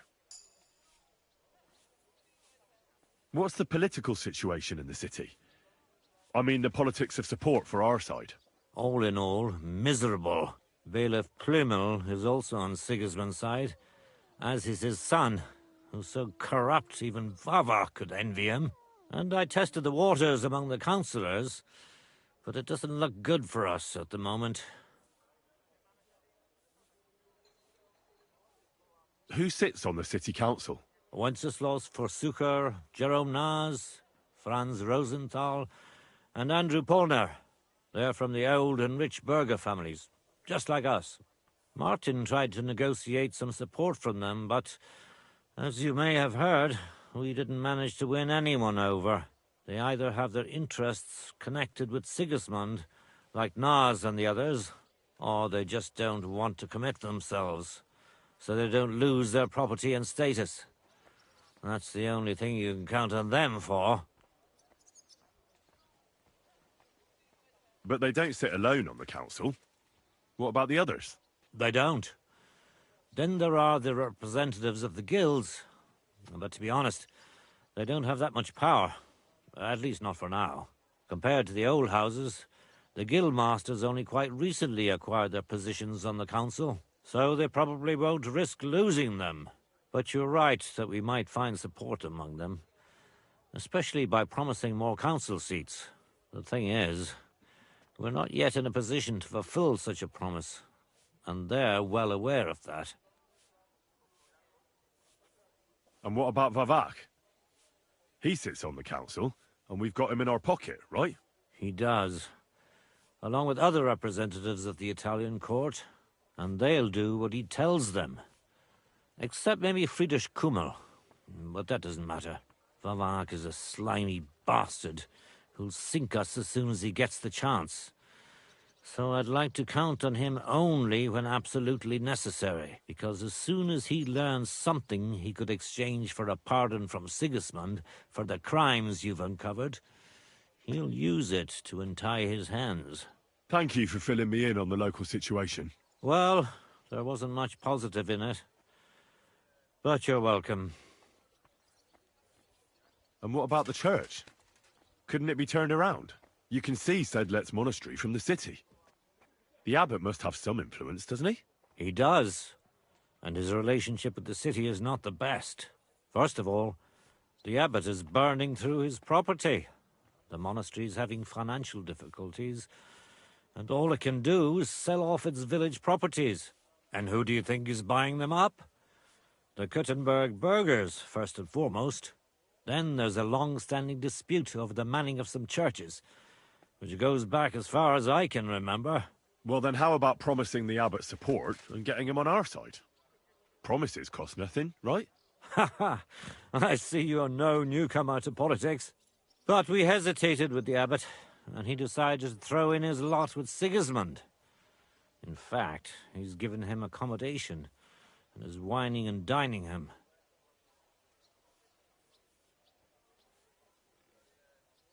It's not like he had a lot of choice. Oh, he did. A lot is permitted by the law of the church, even refusing access to a monarch. Sigismund has a whole army behind him. How could the abbot refuse him? Do you think Sigismund would attack a monastery? All he'd get from it would be a pile of old bones, and it'd tarnish his reputation in half of Europe. No, Sigismund doesn't need the abbot. But the abbot needs him. That's why he made the decision he made. I'm glad we took care of Vavak without resorting to weapons. They outnumbered us, and they had heavy armor. I'm not really sure we could have held out against them. If the worst came to the worst, we'd have had to try. We couldn't have backed out. There was too much at stake. But otherwise, I agree with you. We saved the lives of my soldiers, and maybe even our own. Thank goodness for that. After all, I've already fought my hardest battle, and don't need any more like that. If I may be so bold, can I ask what the hardest battle you mentioned was? Not long ago, when Sigismund's army besieged Kuttenberg. Back then, I saw things differently than I do today. I'd been advocating parleying instead of armed resistance. I feared, and rightly so, that Sigismund would use it as an excuse to seize property. But I was in the minority, and even my son Venser was convinced of the opposite.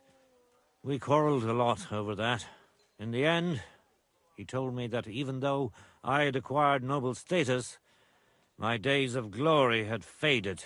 He wanted to prove the Knights of Malashov didn't wear spurs just for show. and that we'd earned the armored arm in our crest. When an opportunity arose to strike against the enemy, he rode out, despite me forbidding it. Or maybe because of it.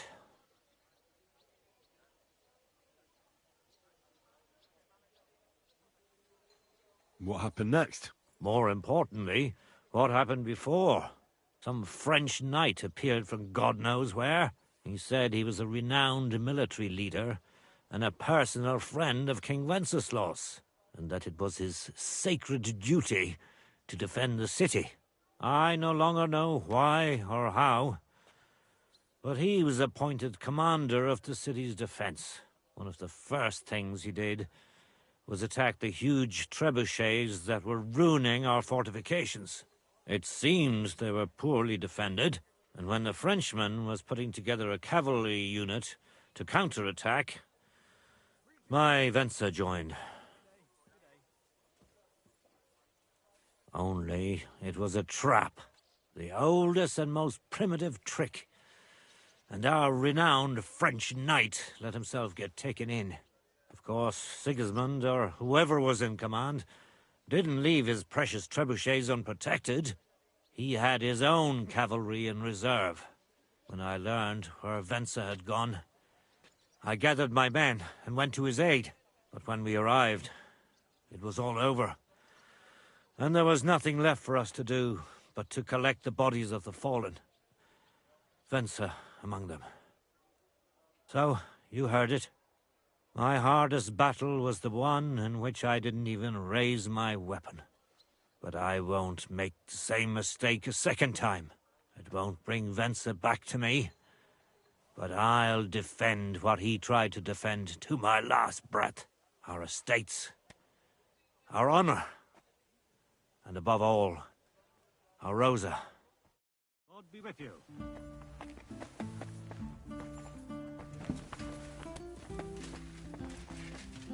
Leave me alone, Henry. I have heavy thoughts.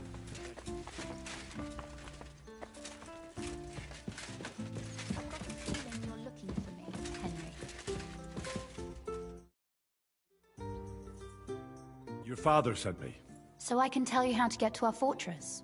A task for the lowest lackey, wouldn't you say? Well, you don't need to answer that. Right, yeah. That's exactly why he sent me. But how... What are you staring at? Do you think I was born yesterday? I was listening to you from the top of the stairs. So, this passage, it leads to the cellars, but the outside entrance is hidden underground in a forest, not far from the castle. You can find the exact place if you know where and how to look. Is it in a cave hidden behind a waterfall? Well, no. But it would be nice. Listen, nearby Malashov is a stud farm managed by Hashtal, an old friend of Papa's. We had a wayside shrine set up at the crossroads before the stud farm. A wayside shrine? How do you mean? Are you a Christian at all? Never mind. It's a big white column. You can't miss it. From the shrine, you should be able to see a group of boulders. Beyond them are the remains of an old chapel. You have to find it, and then there's a kind of... how can I describe it? A window. A gap you can look through. If it's still standing. I hope so too. Anyway, it should direct you towards some ruins. Go there. And now pay attention. Somewhere in those ruins is a stone cross. You have to find it and look where its top points to. If you go the way the cross is pointing, you'll find another one, and again follow the direction it's pointing in. That should lead you to a small clearing, marked by a cross in the rocks. You dig there, and you should get to the passageway.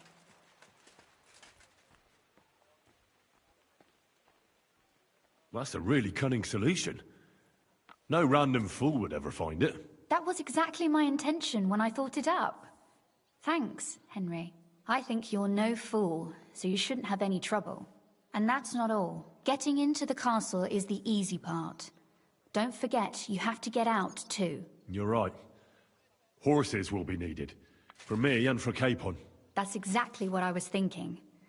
Fortunately, I know how to arrange that. Stop off at the stud farm I told you about, and ask Hashtal for horses.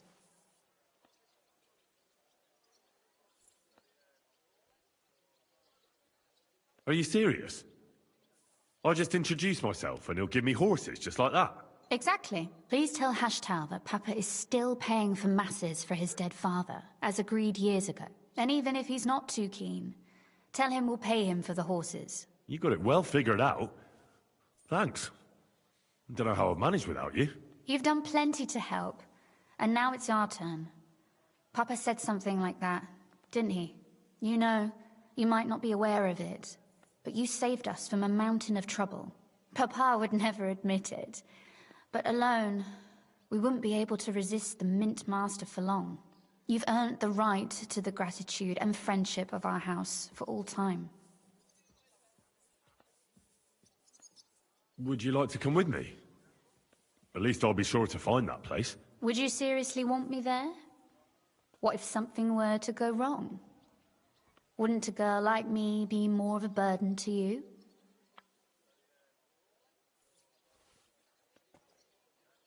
Well, you wouldn't be a burden to me. Quite the opposite. I've already seen you know how to take care of yourself. Thank you. But I can't go nevertheless. Papa would jump out of his skin if he even heard of such a thing. That's why I would like to ask you for one favor, but you mustn't breathe a word of it to anyone.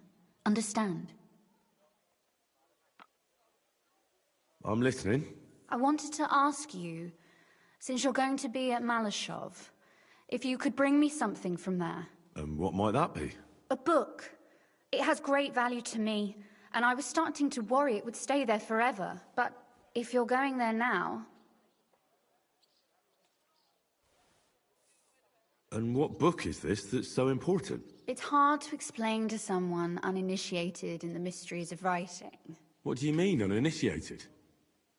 I happen to know how to read. Really? Mea culpa. You are full of surprises, so if you do find the book, you'll be able to read it. Well, yeah. That's the way it goes with books. In that case, I'm not going to make it easy for you. If you'd like to know why it's so important to me, you'll have to find it first. Fear not, my lady. I'll gladly tear the entire fortress apart to find that book for you. Restraint, valiant knight. I value your determination, but this way would give yourself away immediately, and I'd remain without my book. Find it nice and quietly, then come back. Your wish is my command. It shouldn't be hard. The book is bound in scarlet leather and inlaid with gold. You won't find many like such there. And take this, so you don't get lost in the fortress. Thank you. It is quite possible you won't get back to Malashov again. So don't forget about me. And Henry, be careful.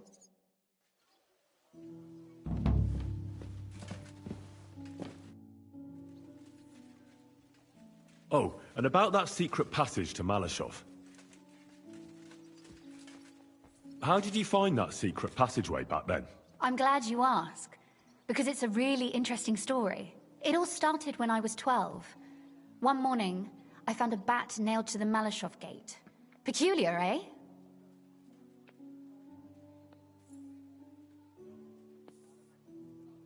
Not really. Bats are creatures of the night. They flit around while good Christians are asleep, often carrying out the will of witches, or even the devil himself. But a bat nailed up actually repels all evil, and protects the house against sickness. Well now, I have to admire your knowledge. That's exactly what the chambermaid told me too. The thing that I was most interested in was where they got that bat. You know, I was awfully inquisitive back then. Embroidery wasn't exactly my passion, and Papa forbade me from riding out into the woods, so at least I explored the fortress from top to bottom.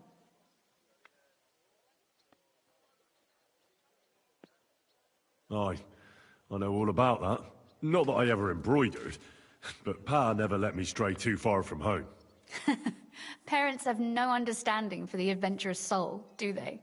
But back to the bats. I found out from the guards that they caught the poor creatures somewhere in the cellars. So I went to have a look there and found a whole swarm of them. I followed them for a while, and I noticed that in one corner they simply disappeared into a wall. Strange, isn't it?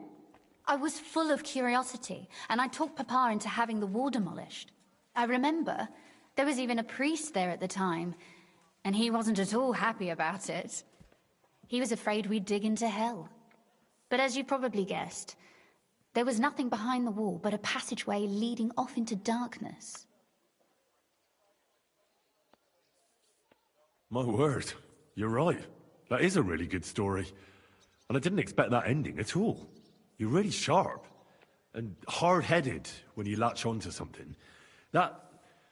Well, that's something I admire. Hard-headed? Aren't you a bit impertinent? I'd rather say determined.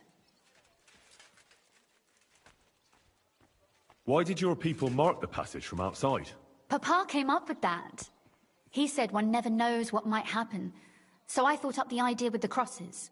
Why do you ask anyway? Would you rather search all over the woods for it? No. It's really smart.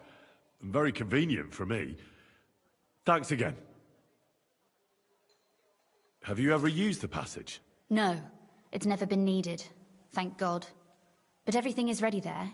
There's a strong door and a ladder that we can pull up behind us. That ought to give us enough time to get to the end and dig our way out.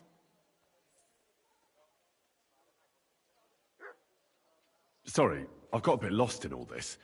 How did you say I can find that passageway? I've told you already, haven't I? Have you really forgotten? Or do you just enjoy talking to me so much? At the crossroads near Hushtal's stud farm is a wayside shrine. Nearby is a group of boulders by the road. Behind them, you'll find another chapel, an old one. When you look through the gap in it, you'll see ruins on the hill opposite. Go there and look for a stone cross. Go in the direction that the top of the cross is pointing until you find another cross. Again, carry on the way that the cross is pointing, and you should come to a small clearing, where there's a cross in the stones or something like that. I can't recall exactly. Sure. And there I start digging. Got it. Thanks. And don't forget to take a torch. It'll be dark in the passageway, obviously.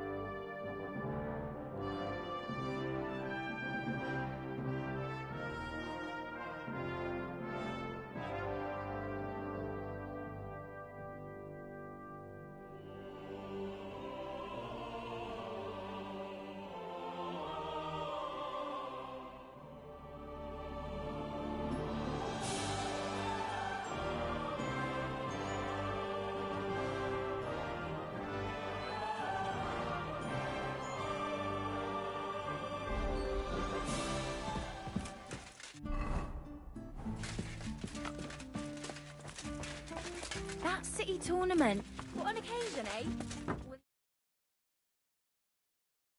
I reckon I'll have a look, but maybe next time I can fight.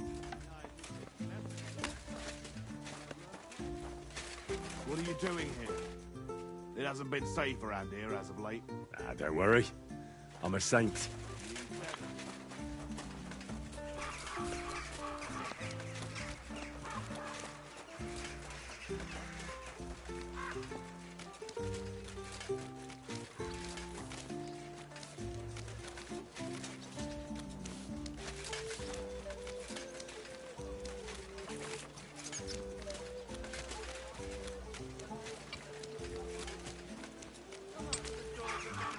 Frankfurt is accepting students.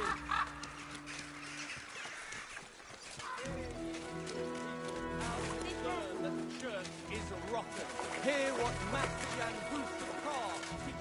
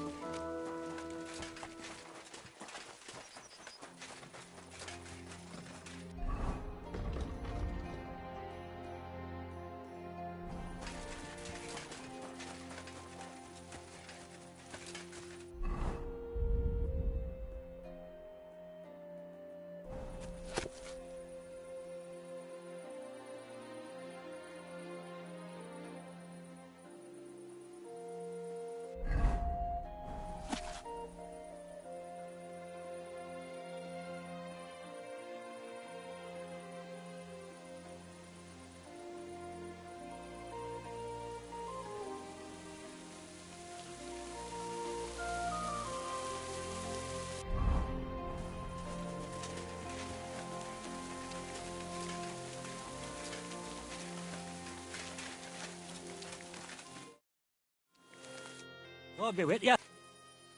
I'd like to... What do you want to know? I'd like to practice my shooting. Fine. But...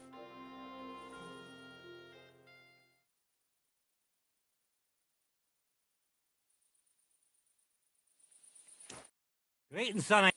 What is this about? I'd like to learn... I'll tell you.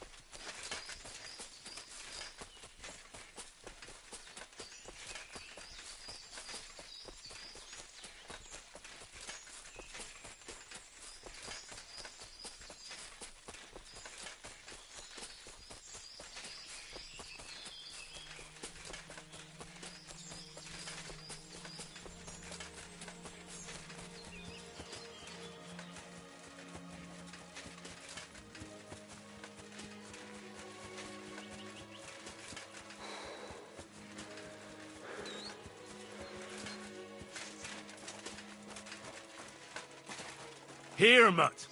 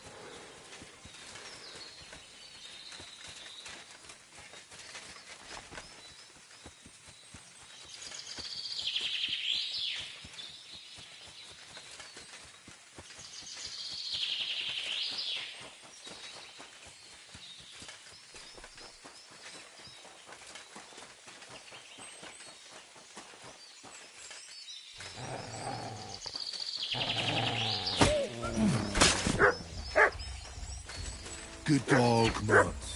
Show me. Ah!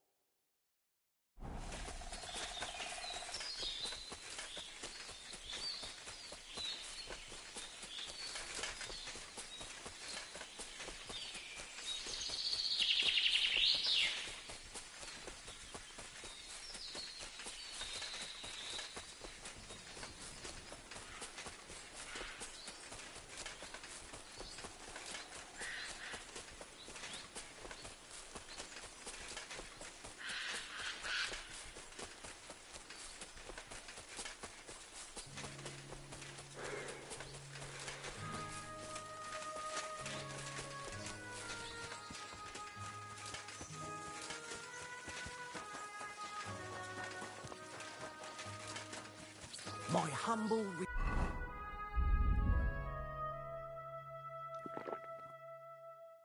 respects.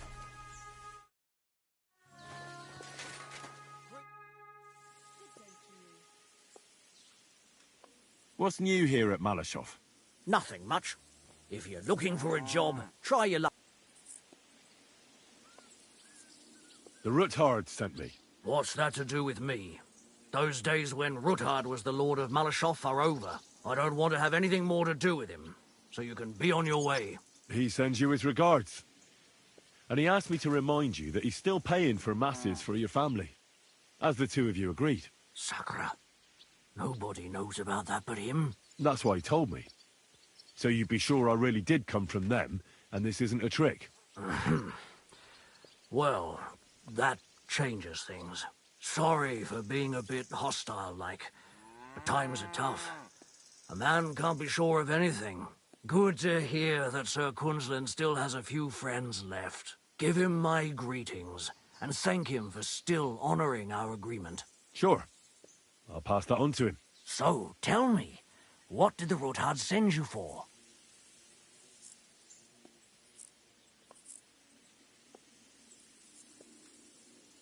I've got to get into Malashov, to free a friend who's held captive there. What, all alone? Maybe I should send for a priest for you, eh? Don't worry, I'll figure it out. Lord Ruthard told me about a secret passage that will take me there. What I need from you is to get a fresh horse ready for my friend. A fast one, for when we get back. Well, you sure ain't lacking in courage.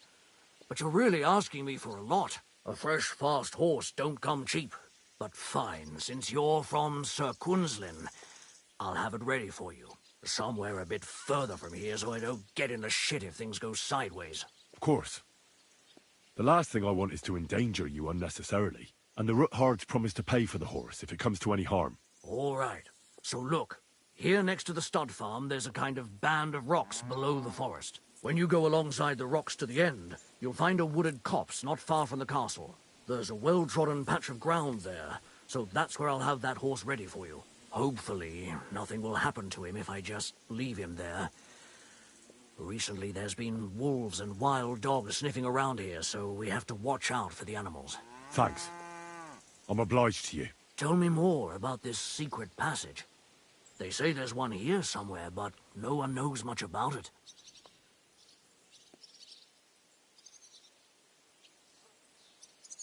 That passage is secret for a reason. The less you know about it, the better. Herrgott, I'm to risk my farm and maybe even my life for you, and you won't even tell me that much?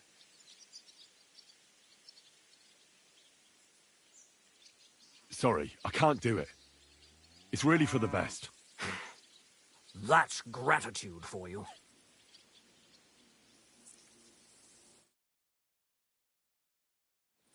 I'll have a look at the wares.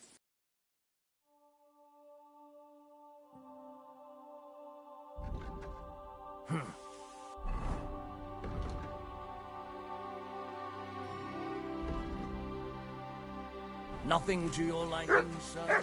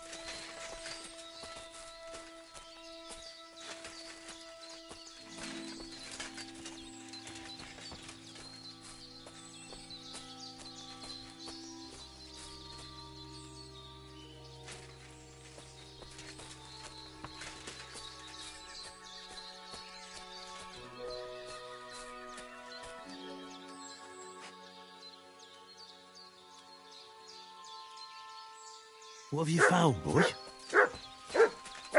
Look what I have for you.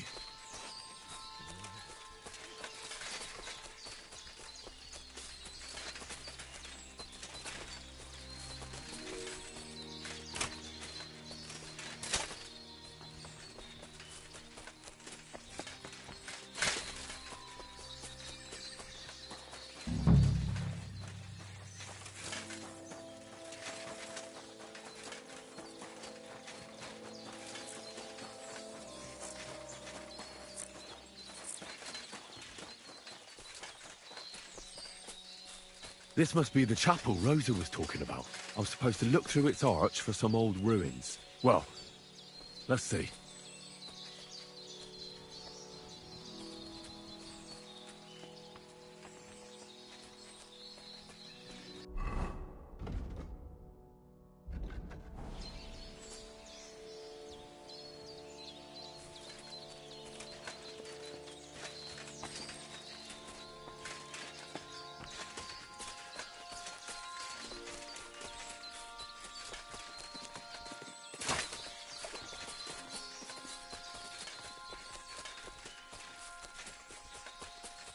The chapel directed me here. There's no doubt about that. So somewhere around here, I have to find a stone cross, and then go in the direction the top is pointing.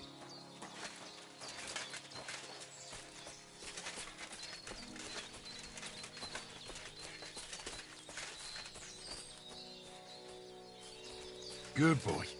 Good boy.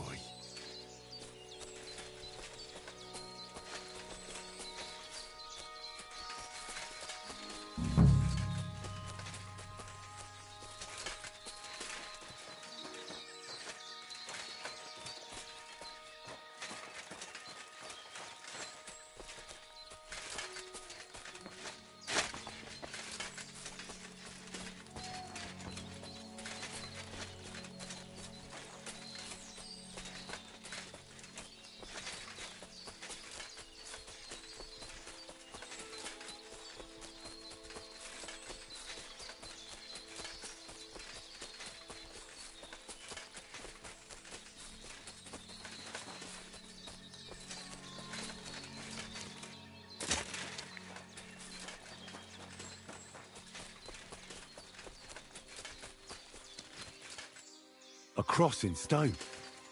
This could be the place Rosa mentioned. I'll grab the spade and see if I'm in the right place.